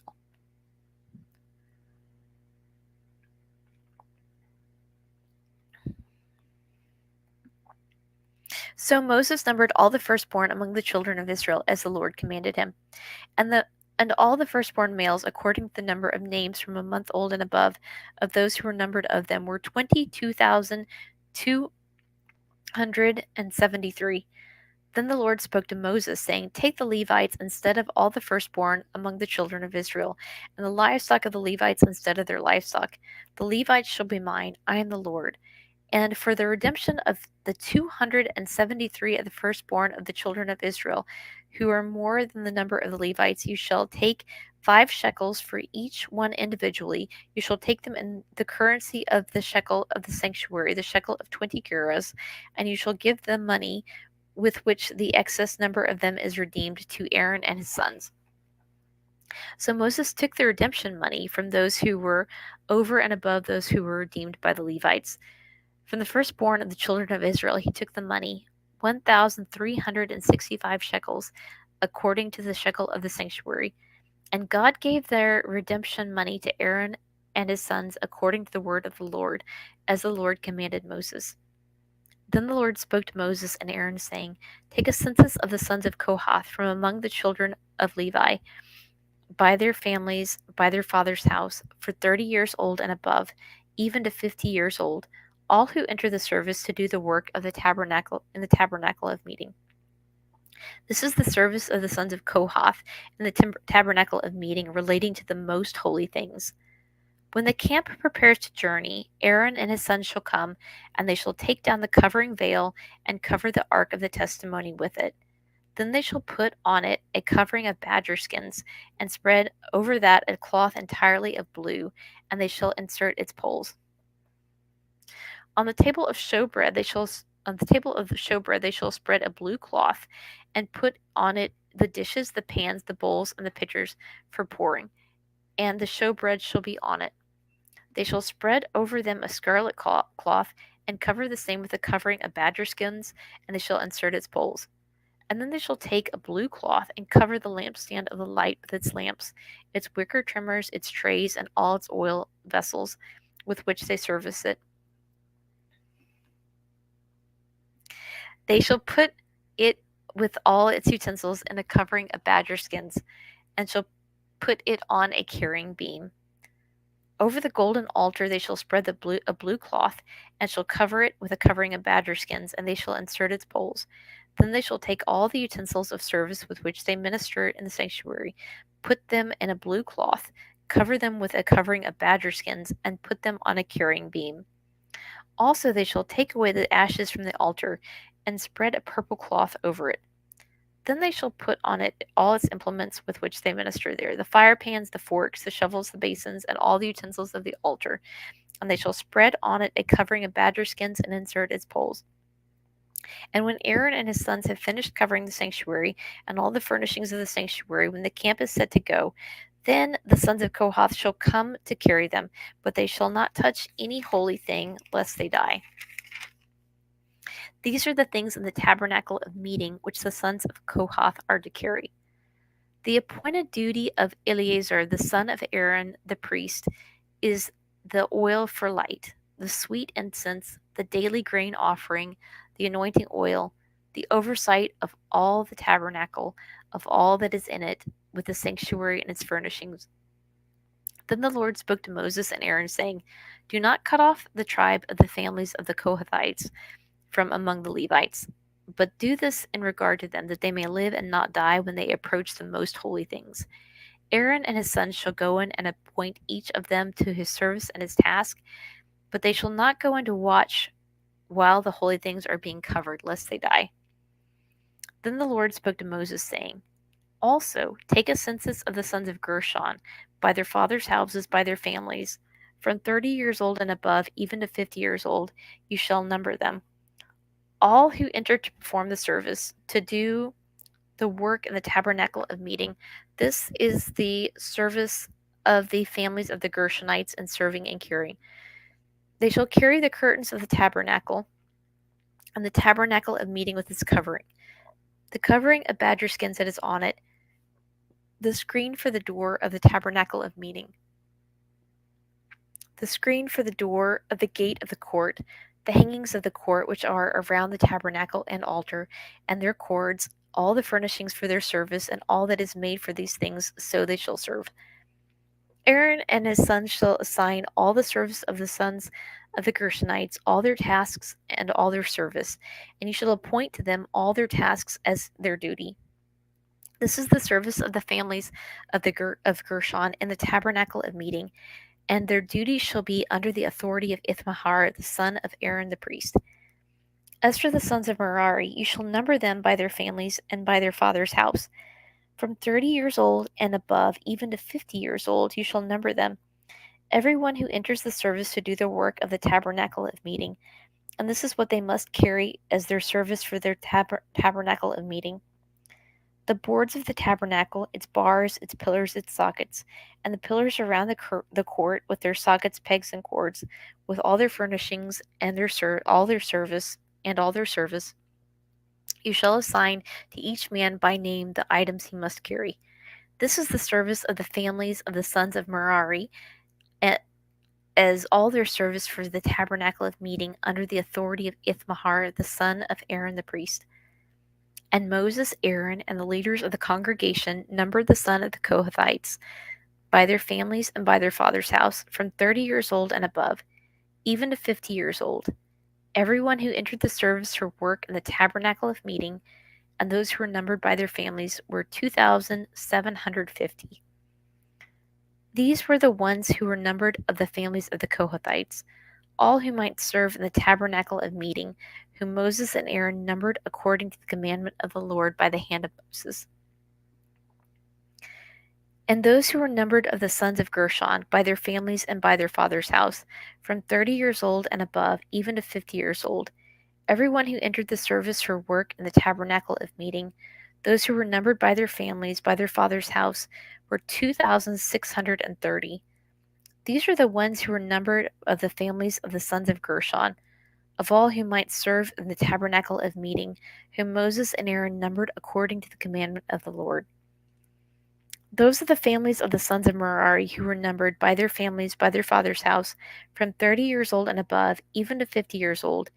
Everyone who entered the service for work in the tabernacle of meeting, those who were numbered by their families, were 3,200. These are the ones who were numbered of the families of the sons of Merari, by whom Moses and Aaron numbered according to the word of the Lord by the hand of Moses. All who were numbered of the Levites, whom Moses, Aaron, and the leaders of Israel numbered, by their families and by their fathers' houses, from 30 years old and above, even to 50 years old, everyone who came to do the work of service and the work of bearing burdens in the tabernacle of meeting, those who were numbered were 8,580. According to the commandment of the Lord, they were numbered by the hand of Moses, each according to his service and according to his task. Thus they were numbered by him, as the Lord commanded Moses. And the Lord spoke to Moses, saying, Command the children of Israel that they put out of the camp every leper, everyone who has a discharge, and everyone who becomes defiled by a corpse. You shall put out both male and female. You shall put them outside the camp, that they may not defile their camps in the midst of which I dwell. And the children of Israel did so. And they put them outside the camp, as the Lord spoke to Moses, as the children of Israel did. Then the Lord spoke to Moses, saying, Speak to the children of Israel. When a man or a woman commits any sin that men commit in unfaithfulness against the Lord, and that person is guilty, then he shall confess the sin which he has committed. He shall make restitution for his trespass in full, plus 1/5 of it, and give it to the one he has wronged.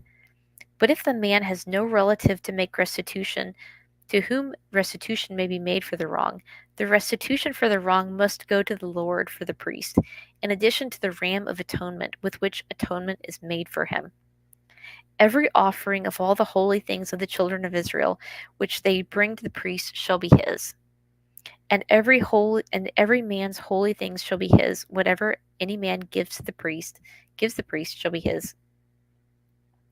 And the Lord spoke to Moses, saying, Speak to the children of Israel, and say to them, If any man's wife goes astray and behaves unfaithfully toward him, and man lies with her carnally, and it is hidden from the eyes of her husband, and is concealed that she has defiled herself, and there was no witness against her, nor was she caught. If the spirit of jealousy comes upon him, and he becomes jealous of his wife, he who has defiled herself, or if the spirit of jealousy comes upon him, and he becomes jealous of his wife, although she has not defiled herself, then the man shall bring his wife to the priest.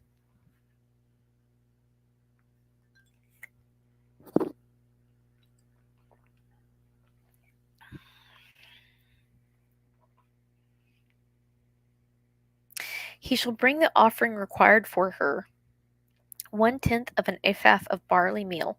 He shall pour no oil on it, and put no frankincense on it, because it is a grain offering of jealousy, an offering for remembering, for bringing iniquity to remembrance. And the priest shall bring her near, and set her before the Lord. The priest shall take holy water in an earthen vessel, and take some of the dust that is on the floor of the tabernacle, and put it into the water. The priest shall stand the woman before the Lord, uncover the woman's head, and put the offering for remembering it for in her hands, which is the grain offering of jealousy. And the priest shall have it in his hands the bitter water that brings a curse. And the priest shall put her under oath, and say to the woman, If no man has lain with you, and if you have not gone astray to uncleanness while under your husband's authority, be free from this bitter water that brings a curse.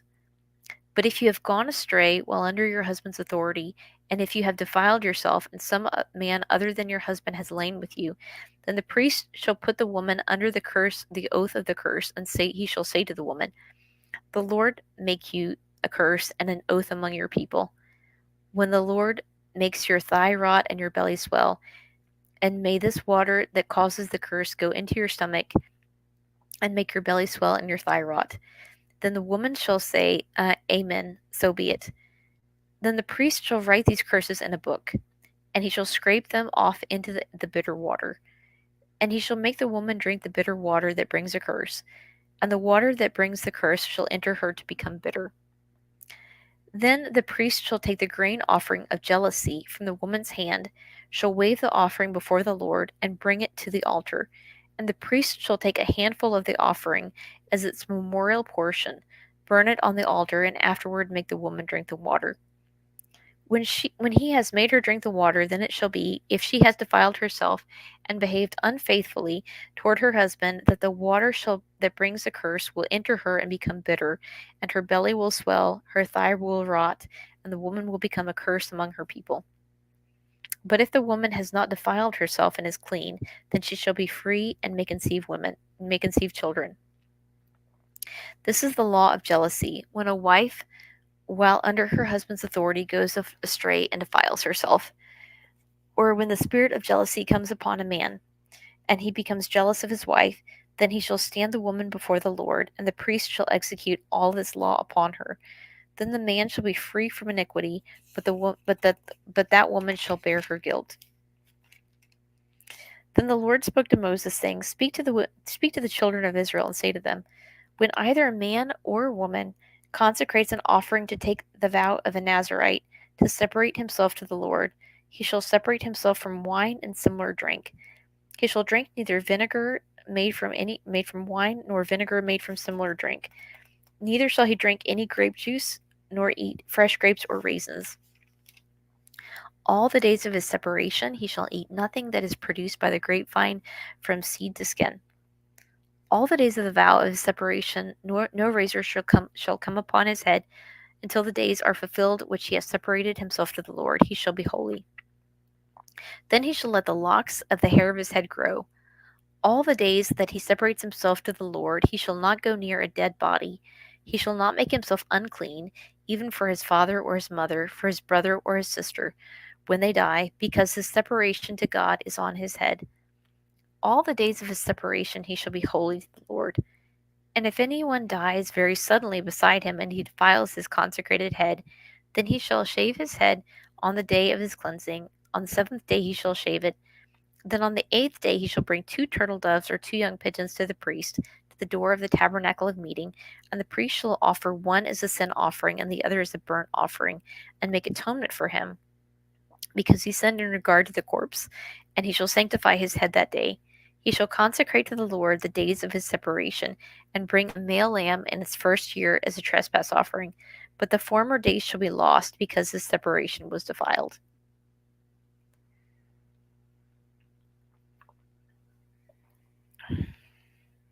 Now this is the law of the Nazarite. When the days of his separation are fulfilled, he shall be brought to the door of the tabernacle of meeting, and he shall present his offering to the Lord, one male lamb in its first year without blemish as a burnt offering, one ewe lamb in its first year without blemish as a sin offering, one male without blemish as a peace offering, a basket of unleavened bread, cakes of fine flour mixed with oil, unleavened wafers anointed with oil, and their grain offerings with their drink offerings. Then the priest shall bring them before the Lord, and offer his sin offering and his burnt offering. And he shall offer the ram as a sacrifice of a peace offering to the Lord, with a basket of unleavened bread. The priest shall also offer its grain offering and its drink offering. Then the Nazarite shall shave his consecrated head at the door of the tabernacle of meeting, and shall take the hair of it from his consecrated head and put it on the fire which is under the sacrifice of the peace offering. And the priest shall take the boiled shoulder of the ram, one unleavened cake from the basket, and one unleavened wafer, and put them upon the hands of the Nazarite after he has shaved his consecrated hair. And the priest shall wave them as a wave offering before the Lord, for they are holy for the priest, together with the breast of the wave offering and the thigh of the heave offering. After that, the Nazarite may drink wine.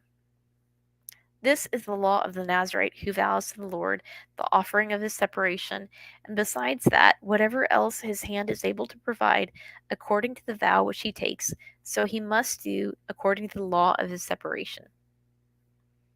And the Lord spoke with Moses, saying, Speak to Aaron and his sons, saying, This is the way you shall bless the children of Israel.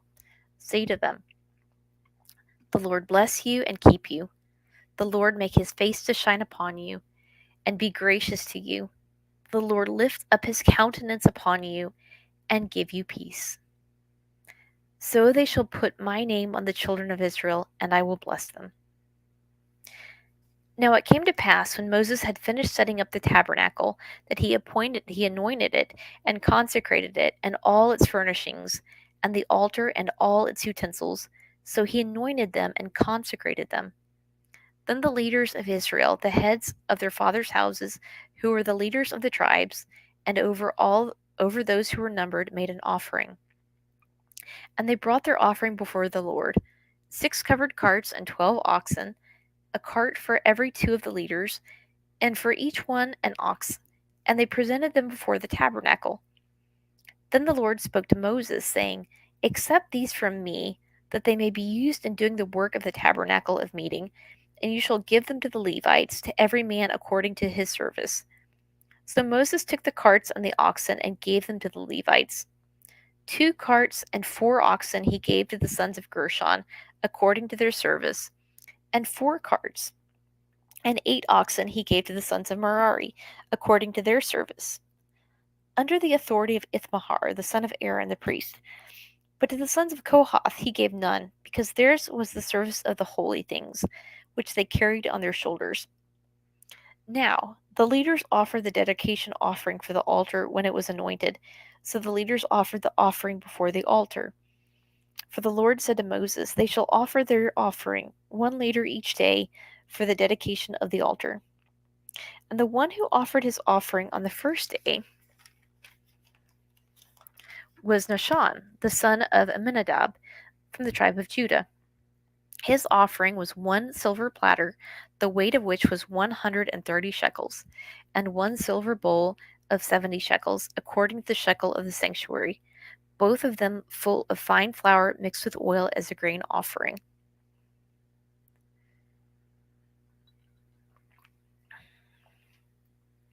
One pan of 10 shekels full of incense, one young bull, one ram, and one male lamb in its first year is a burnt offering. One kid of the goats is a sin offering, and for the sacrifice of peace offerings, 2 oxen, 5 rams, 5 male goats, and 5 male lambs in their first year. This was the offering of Nahshon the son of Amminadab. On the second day, Nathaniel the son of Zuar, leader of Issachar, presented an offering.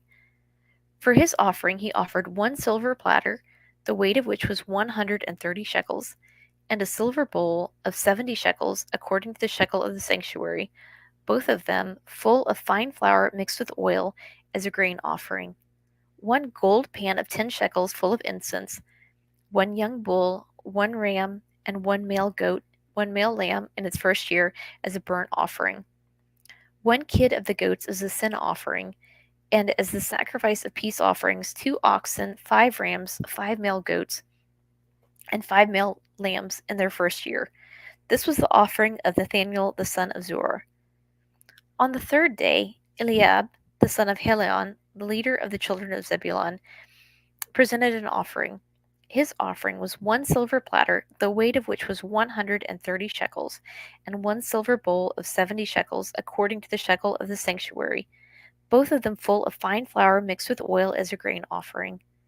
1 gold pan of 10 shekels full of incense, 1 young bull, 1 ram, 1 male lamb in its first year as a burnt offering, 1 kid of the goats as a sin offering, and for the sacrifice of peace offerings, 2 oxen, 5 rams, 5 male goats, and 5 male lambs in their first year. This was the offering of Eliab the son of Helon. On the fourth day, Eleazar the son of Shudur, leader of the children of Reuben, offered and presented an offering. His offering was 1 silver platter, the weight of which was 130 shekels, and 1 silver bowl of 70 shekels, according to the shekel of the sanctuary, both of them full of fine flour mixed with oil as a grain offering.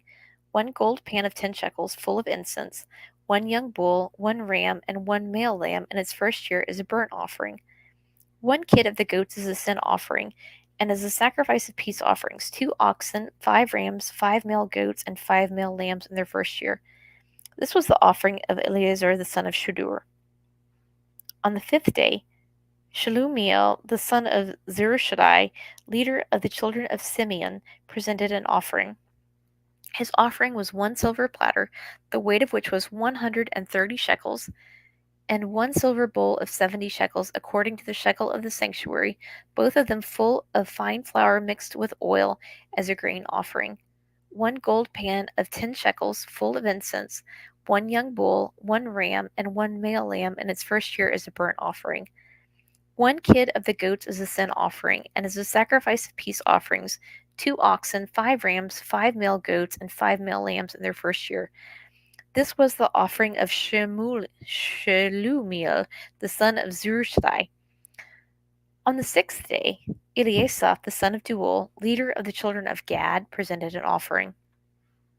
His offering was 1 silver platter, the weight of which was 130 shekels, and 1 silver bowl of 70 shekels, according to the shekel of the sanctuary, both of them full of fine flour mixed with oil as a grain offering. 1 gold pan of 10 shekels, full of incense, 1 young bull, 1 ram, and 1 male lamb in its first year as a burnt offering. 1 kid of the goats as a sin offering, and as a sacrifice of peace offerings, 2 oxen, 5 rams, 5 male goats, and 5 male lambs in their first year. This was the offering of Eliasaph the son of Duel. On the 7th day, Elishama, the son of Amihud, the leader of the children of Ephraim, presented an offering. His offering was 1 silver platter, the weight of which was 130 shekels, and 1 silver bowl of 70 shekels, according to the shekel of the sanctuary, both of them full of fine flour mixed with oil as a grain offering. 1 gold pan of 10 shekels full of incense, 1 young bull, 1 ram, and 1 male lamb in its first year as a burnt offering. 1 kid of the goats as a sin offering, and as a sacrifice of peace offerings, 2 oxen, 5 rams, 5 male goats, and 5 male lambs in their first year. This was the offering of Elishama, the son of Amminahud. On the 8th day, Gamaliel, the son of Pedahsur, the leader of the children of Manasseh, presented an offering. His offering was 1 silver platter, the weight of which was 130 shekels, and 1 silver bowl of 70 shekels, according to the shekel of the sanctuary, both of them full of fine flour mixed with oil as a grain offering. 1 gold pan of 10 shekels full of incense, 1 young bull, 1 ram, and 1 male lamb in its first year as a burnt offering. 1 kid of the goats as a sin offering, and as the sacrifice of peace offerings, 2 oxen, 5 rams, 5 male goats, and 5 lambs in their first year. This was the offering of Gamaliel, the son of Pedahsur. On the 9th day, Abidan, the son of Gideoni, leader of the children of Benjamin, presented an offering. His offering was 1 silver platter, the weight of which was 130 shekels, and 1 silver bowl of 70 shekels, according to the shekel of the sanctuary.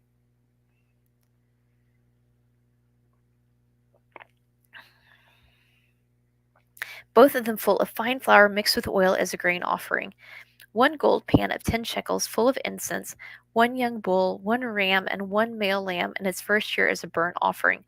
1 kid of the goats as the sin offering, and as the sacrifice of peace offerings, 2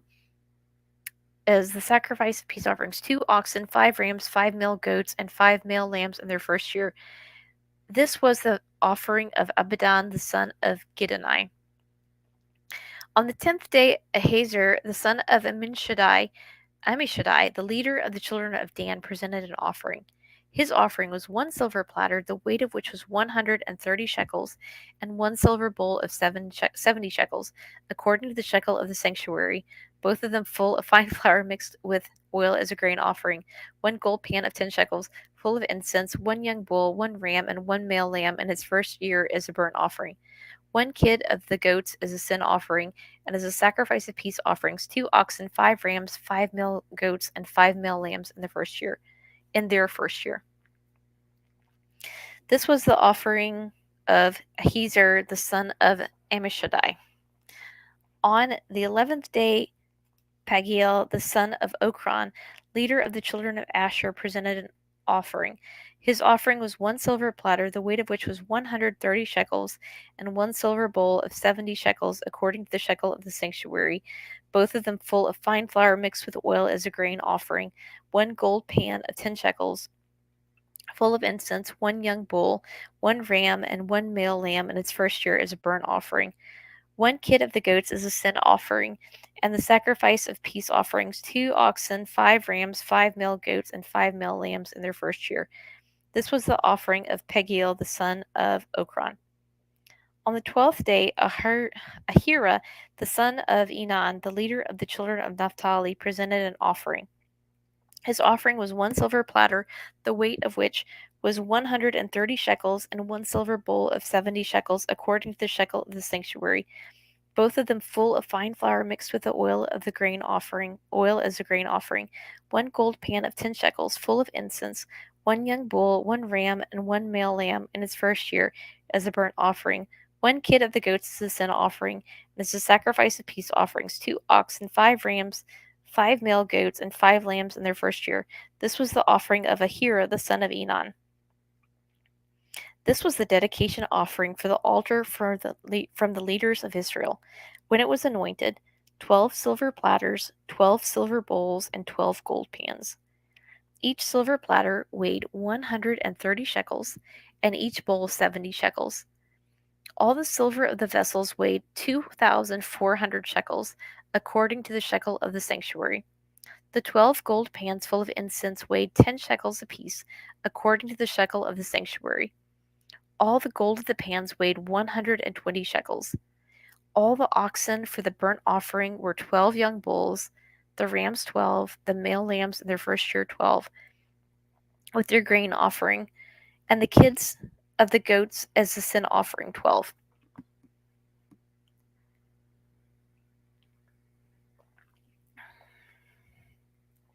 And all the oxen of the sacrifice of peace offerings were 24 bulls, the rams 60, the male goats 60, and the lambs were in their first year 60.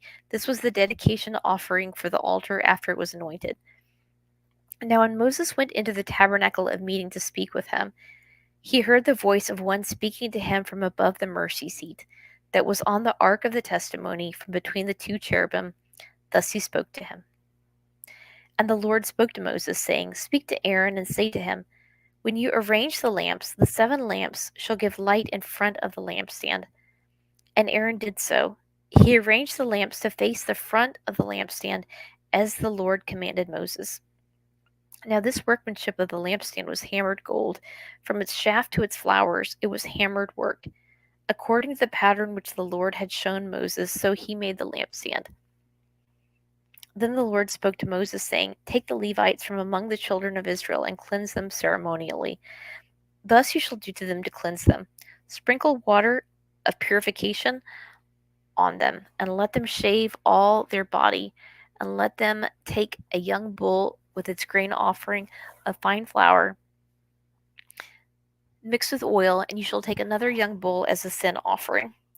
And you shall bring the Levites before the tabernacle of meeting, and you shall gather together the whole congregation of the children of Israel. And so you shall bring the Levites before the Lord, and the children of Israel shall lay their hands on the Levites. And Aaron shall offer the Levites before the Lord like a wave offering from the children of Israel, that they may perform the work of the Lord. Then the Levites shall lay their hands on the heads of the young bulls, and you shall offer one as a sin offering, and the other as a burnt offering to the Lord, to make atonement for the Levites. And you shall stand the Levites before Aaron and his sons, and then offer them like a wave offering to the Lord. Thus you shall separate the Levites from among their children of Israel, and the Levites shall be mine. After that, the Levites shall go in to service the tabernacle of meeting. You shall cleanse them and offer them like a wave offering, for they are wholly given to me from among the children of Israel. I have taken them for myself instead of all who open the womb, the firstborn of the children of Israel. For all the firstborn among the children of Israel are mine, both man and beast. On the day that I struck all the firstborn in the land of Egypt, I sanctified them to myself. I have taken the Levites instead of all the firstborn of the children of Israel. I have given the Levites as a gift to Aaron and his sons from among the people of Israel to do the work for the children of Israel in the tabernacle of meeting, and to make atonement for the children of Israel, that there be no plague among the children of Israel when the children of Israel come near the sanctuary. Thus Moses and Aaron and all the congregation of the children of Israel did to the Levites, according to all that the Lord commanded Moses concerning the Levites. So the children of Israel did to them. And the Levites purified themselves and washed their clothes. Then Aaron presented them like a wave offering before the Lord, and Aaron made atonement for them to cleanse them. After that, the Levites went in to do their work in the tabernacle of meeting before Aaron and his sons, as the Lord commanded Moses concerning the Levites, so he did to them. Then the Lord spoke to Moses, saying, This is what pertains to the Levites. From 25 years old and above, one may enter to perform the service in the work of the tabernacle of meeting, and at the age of 50 years, they must cease performing his work and shall work no more. They may minister with their brethren in the tabernacle of meeting to attend to needs, but they themselves shall do no work. Thus you shall attend to the Levites regarding their duties.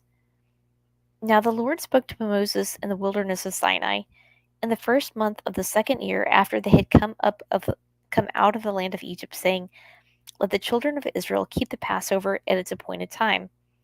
On the 14th day of this month at twilight, you shall keep it at its appointed time. According to all its rites and ceremonies, you shall keep it. So Moses told the children of Israel that they should keep the Passover. And they kept the Passover on the 14th day of the first month at twilight in the wilderness of Sinai. According to all that the Lord had commanded Moses, so the children of Israel did. Now there were certain men who were defiled by a human corpse, so that they could not keep the Passover on that day. And they came before Moses and Aaron that day, and those men said to him, We became defiled by a human corpse. Why are we kept from presenting the offering of the Lord at its appointed time among the children of Israel? And Moses said to them, "Stand still, that I may hear what the Lord will command concerning you." Then the Lord spoke to Moses, saying, "Speak to the children of Israel, saying, if any of you or your posterity is unclean because of a corpse, or is far away on a journey, he may still keep the Lord's Passover. On the 14th day of the second month, at twilight, they keep it.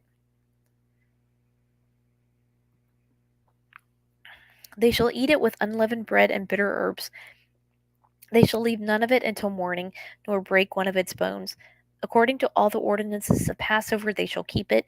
But the man who is clean and is not on a journey and ceases to keep the Passover, that person shall be cut off from among his people, because he did not bring the offering of the Lord at its appointed time. That man shall bear his sin. And if a stranger dwells among you and would keep the Lord's Passover, he must do so according to the rite of the Passover and according to its ceremony. You shall have one ordinance for both the stranger and the native of the land.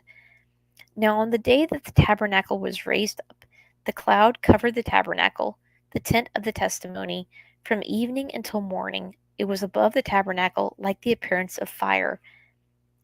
So it was always. The cloud covered it by day, and the appearance of fire by night. Whenever the cloud was taken up from above the tabernacle, after that the children of Israel would journey. And in the place where the cloud settled, the children of Israel would pitch their tents. At the command of the Lord, the children of Israel would journey, and at the command of the Lord they would camp. As long as the cloud stayed above the tabernacle, they remained encamped. Even when the cloud continued long, many days above the tabernacle, the children of Israel kept the charge of the Lord and did not journey. So it was, when the cloud was above the tabernacle a few days, according to the command of the Lord, they would remain encamped, and according to the command of the Lord, they would journey. So it was, when the cloud remained only from evening until morning, when the cloud was taken up in the morning, then they would journey. Whether by day or night, whenever the cloud was taken up, they would journey. Whether it was 2 days, a month, or a year, that the cloud remained above the tabernacle, the children of Israel would remain encamped and not journey. But when it was taken up, they would journey. At the command of the Lord, they remained encamped, and at the command of the Lord, they journeyed. They kept the charge of the Lord, and at the command of the Lord by the hand of Moses.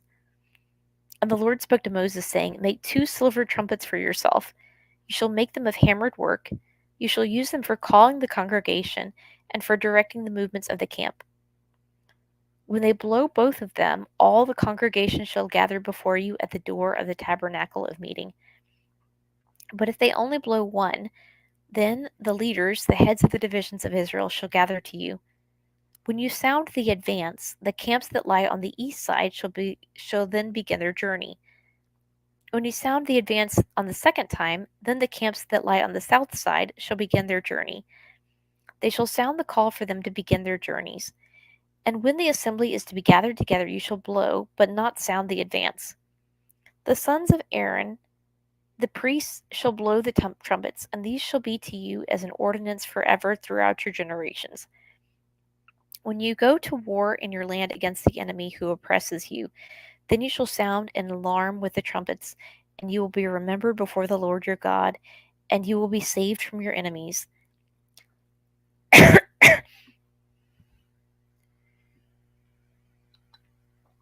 Also, on the day of your gladness, in your appointed feasts, and at the beginning of your months, you shall blow the trumpets over your burnt offerings and over the sacrifices of your peace offerings, and they shall be a memorial for you before your God. I am the Lord your God. Now it came to pass, on the 20th day of the second month in the second year, that the cloud was taken up from above the tabernacle of the testimony. And the children of Israel set out from the wilderness of Sinai on their journeys. Then the cloud settled down in the wilderness of Paran. So they started out for the first time, according to the command of the Lord by the hand of Moses. The standard of the camp of the children of Judah set out first according to their armies. Over their army was Nahshon, the son of Amminadab. Over the tribe of the children of Issachar was Nathaniel, the son of Zur. And over the army of the tribe of the children of Zebulun was Eliab, the son of Helon. Then the tabernacle was taken down, and the sons of Gershon and the sons of Merari set out carrying the tabernacle. And the standard of the camp was Reuben. The standard of the camp of Reuben set out according to their armies. Over their army was Eliezer, the son of Shadur. Over the army of the tribe of the children of Simeon was Shelmule, the son of Zurishaddai. Over the army of the tribe of the children of Gad was Eliasaph, the son of Duel. Then the Kohathites set out, carrying the holy things. The tabernacle would be prepared for their arrival. And the standard of the camp of the children of Ephraim set out according to their armies. Over their army was Elishama, the son of Ammihud. Over the army of the tribe of the children of Manasseh was Gamaliel, the son of Pedahozur. Over the army of the tribe of the son of Benjamin was Abidan, the son of Gidani. Then the standard of the camp of the children of Dan, the rear guard of all the camps, set out according to their armies. Over their army was Ahiezer, the son of Ammishaddai. Over the army of the tribe of the children of Asher was Pagiel, the son of Okran. And over the army of the tribe of the children of Naphtali was Ahira, the son of Enan.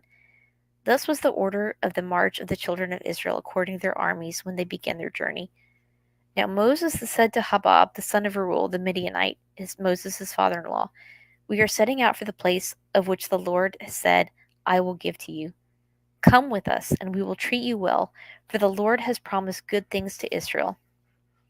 And he, Moses' father-in-law, said to him, "I will not go, but I will depart to my own land and to my relatives." So Moses said, "Please do not leave, inasmuch as you know how we are to camp in the wilderness, and you can be our eyes. And it shall be, if you go with us, indeed it shall be, that whatever good the Lord will do to us, the same we will do to you." So they departed from the mountain of the Lord on a journey of 3 days, and the ark of the covenant of the Lord went before them on the 3 days' journey to search out a resting place for them. And the cloud of the Lord was above them by day when they went out from the camp. So it was, whenever the ark set out, that Moses said, "Rise up, O Lord, let your enemies be scattered, and let those who hate you flee before you." And when it rested, he said, "Return, O Lord, to the many thousands of Israel."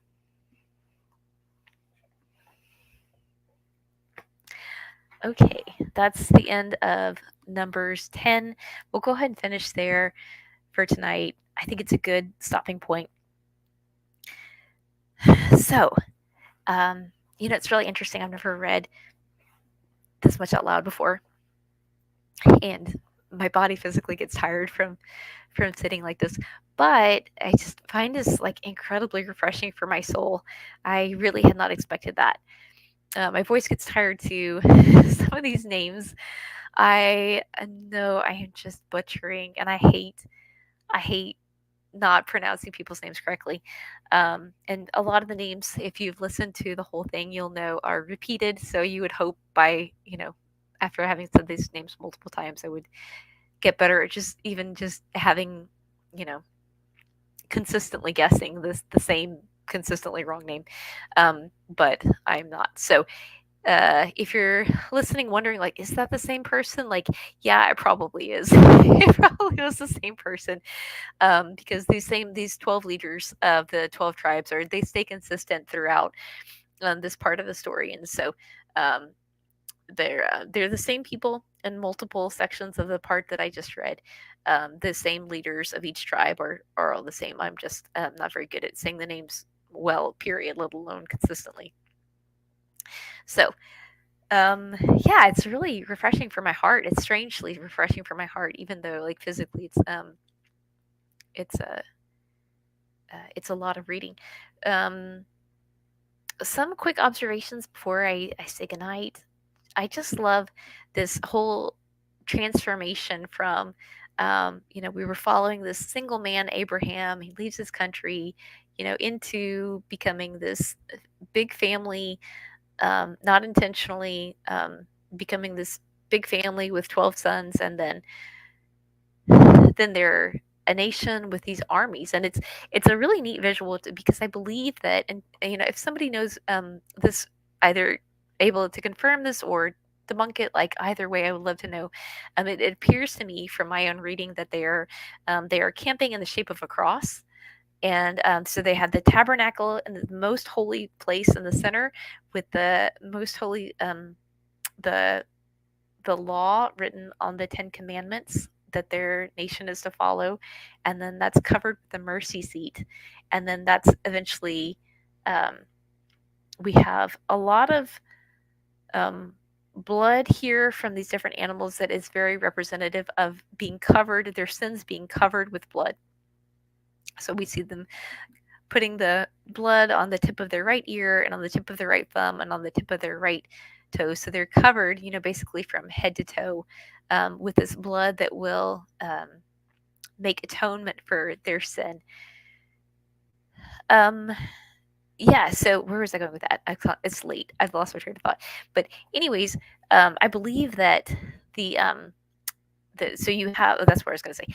You have this tabernacle, you have this place of worship that is designed to be portable, and God's giving specific instructions of like who's going to carry what and how they're going to carry it, and keeping in mind that the Lord is very holy and very powerful, and that He is aware that we are not holy, that we can only be made holy by His. Um, Covering of our sins. And so he's very carefully given them instructions so that they can move these items of the tabernacle safely. But I believe that just from the way that I've kind of drawn this out, I think that it's probably in a bit of a shape of the cross. And so like I love the visuals of, and I'm a little not sure about this. Somebody who knows more about Judaism could probably help me with this. That we talked today a lot about blowing the shofar. These are silver trumpets, and I don't know of anybody who has a silver shofar. So I don't know if that was the original idea, or if they actually had silver trumpets. If that's a misinterpretation in the Bible, or if they had maybe like silver coated shofars.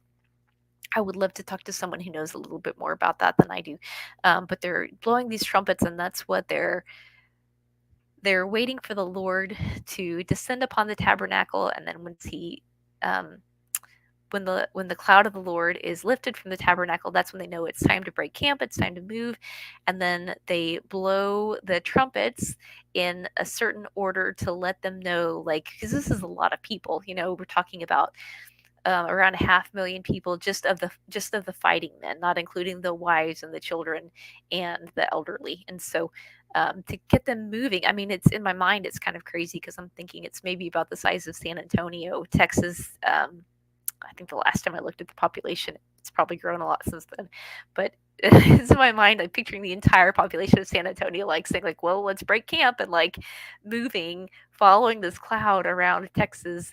In my mind, I just think that's an incredible image of all these people traveling on foot together, and and the organization that's given to us in the Bible, I think, is incredible. I also think it's really interesting reading these passages because you see that God's setting up laws for this nation, and um, God does not intend for this nation to have a legislature. They don't have a legislature other than that God has given them these laws. That He has made these laws. We know, like I said from the other day, what Jesus said, that at least in one instance, this law was a bit of a compromise that Moses made because of the hardness of people's hearts. Um, and so we have, this is basically their legislature. They're given this law, and then God is their sovereign. Um, and then they have judges that Moses is be a judge, and then he sets up other judges. So those are their branches of government, with God being both the sovereign and the legislature, the one who makes the laws. So we see this setup of government, and then we see a setup of um, their system of worship, their formalized expectations for worship. I love that they have God gives them these holidays. He like I think it's really interesting if you do some studies of other different like non-Judeo-Christian religions around the world, like the different approaches to holidays. I think is really interesting. But he sets up these holidays and requires people to stop working, which I think is pretty great. And enforced rest, and he what's the other thing I was going to say? So he has the legal aspects of this new nation covered. He has set up his expectations for them, spiritually, religiously, in an organized way. And then, which I think is really interesting, he goes into all of these laws about leprosy and cleanliness. And a lot of this is really interesting because these priests, they're pretty, it's like reading a medical excerpt from it, like a very old medical text or something, of like all of the different like scenarios these priests may encounter when they're trying to identify these leprous people, and I think it's essentially whether or not they're contagious. So I would love to know from a medical perspective, somebody, maybe if a medical doctor has dealt with leprosy, to know a little bit more about that. But dealing with the houses situation of whether or not they can contract, I would imagine, leprosy from the houses, and then how to keep people from spreading illness or spreading disease within a camp. I think it's pretty interesting from a medical perspective, a scientific perspective. Um, and even rules like God says, like don't leave the meat until tomorrow, like eat it all tonight. Well, they didn't have refrigeration. So can you imagine if you had a camp with this many people in it, who are leaving all their food out in the heat? It would not be great. So, anyways, I think it's a very interesting portion of scripture. That's like I said, the end of Numbers 10, and we didn't quite get through Numbers 11. I think just looking it ahead, I was like, this is a good stopping point. We'll start again tomorrow. That's totally fine. Numbers is a lot of numbers. It's a lot of counting people. We did a census of all the fighting men, and then you see a lot of the repetition of the 12 days of bringing offerings to the Lord as they're consecrating the temple. And we've gotten everything set up now. We've got a government. We've got they've got the organization of their worship down. We've gotten a medical system, basically a system of health and safety set up, and now they are moving through the wilderness with their armies. So that's what we covered today. I didn't have any questions today. It seems like everyone else was.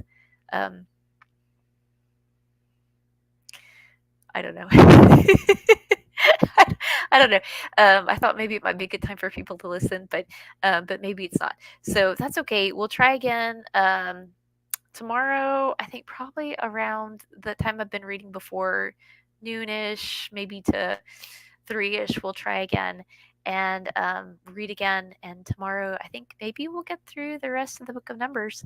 That's about all I have for y'all. Y'all have a great evening, and don't forget, please, if you enjoyed this, please subscribe, and that way you'll be notified whenever I start the next section of reading tomorrow, and so on and so forth. All right, take care. Good night.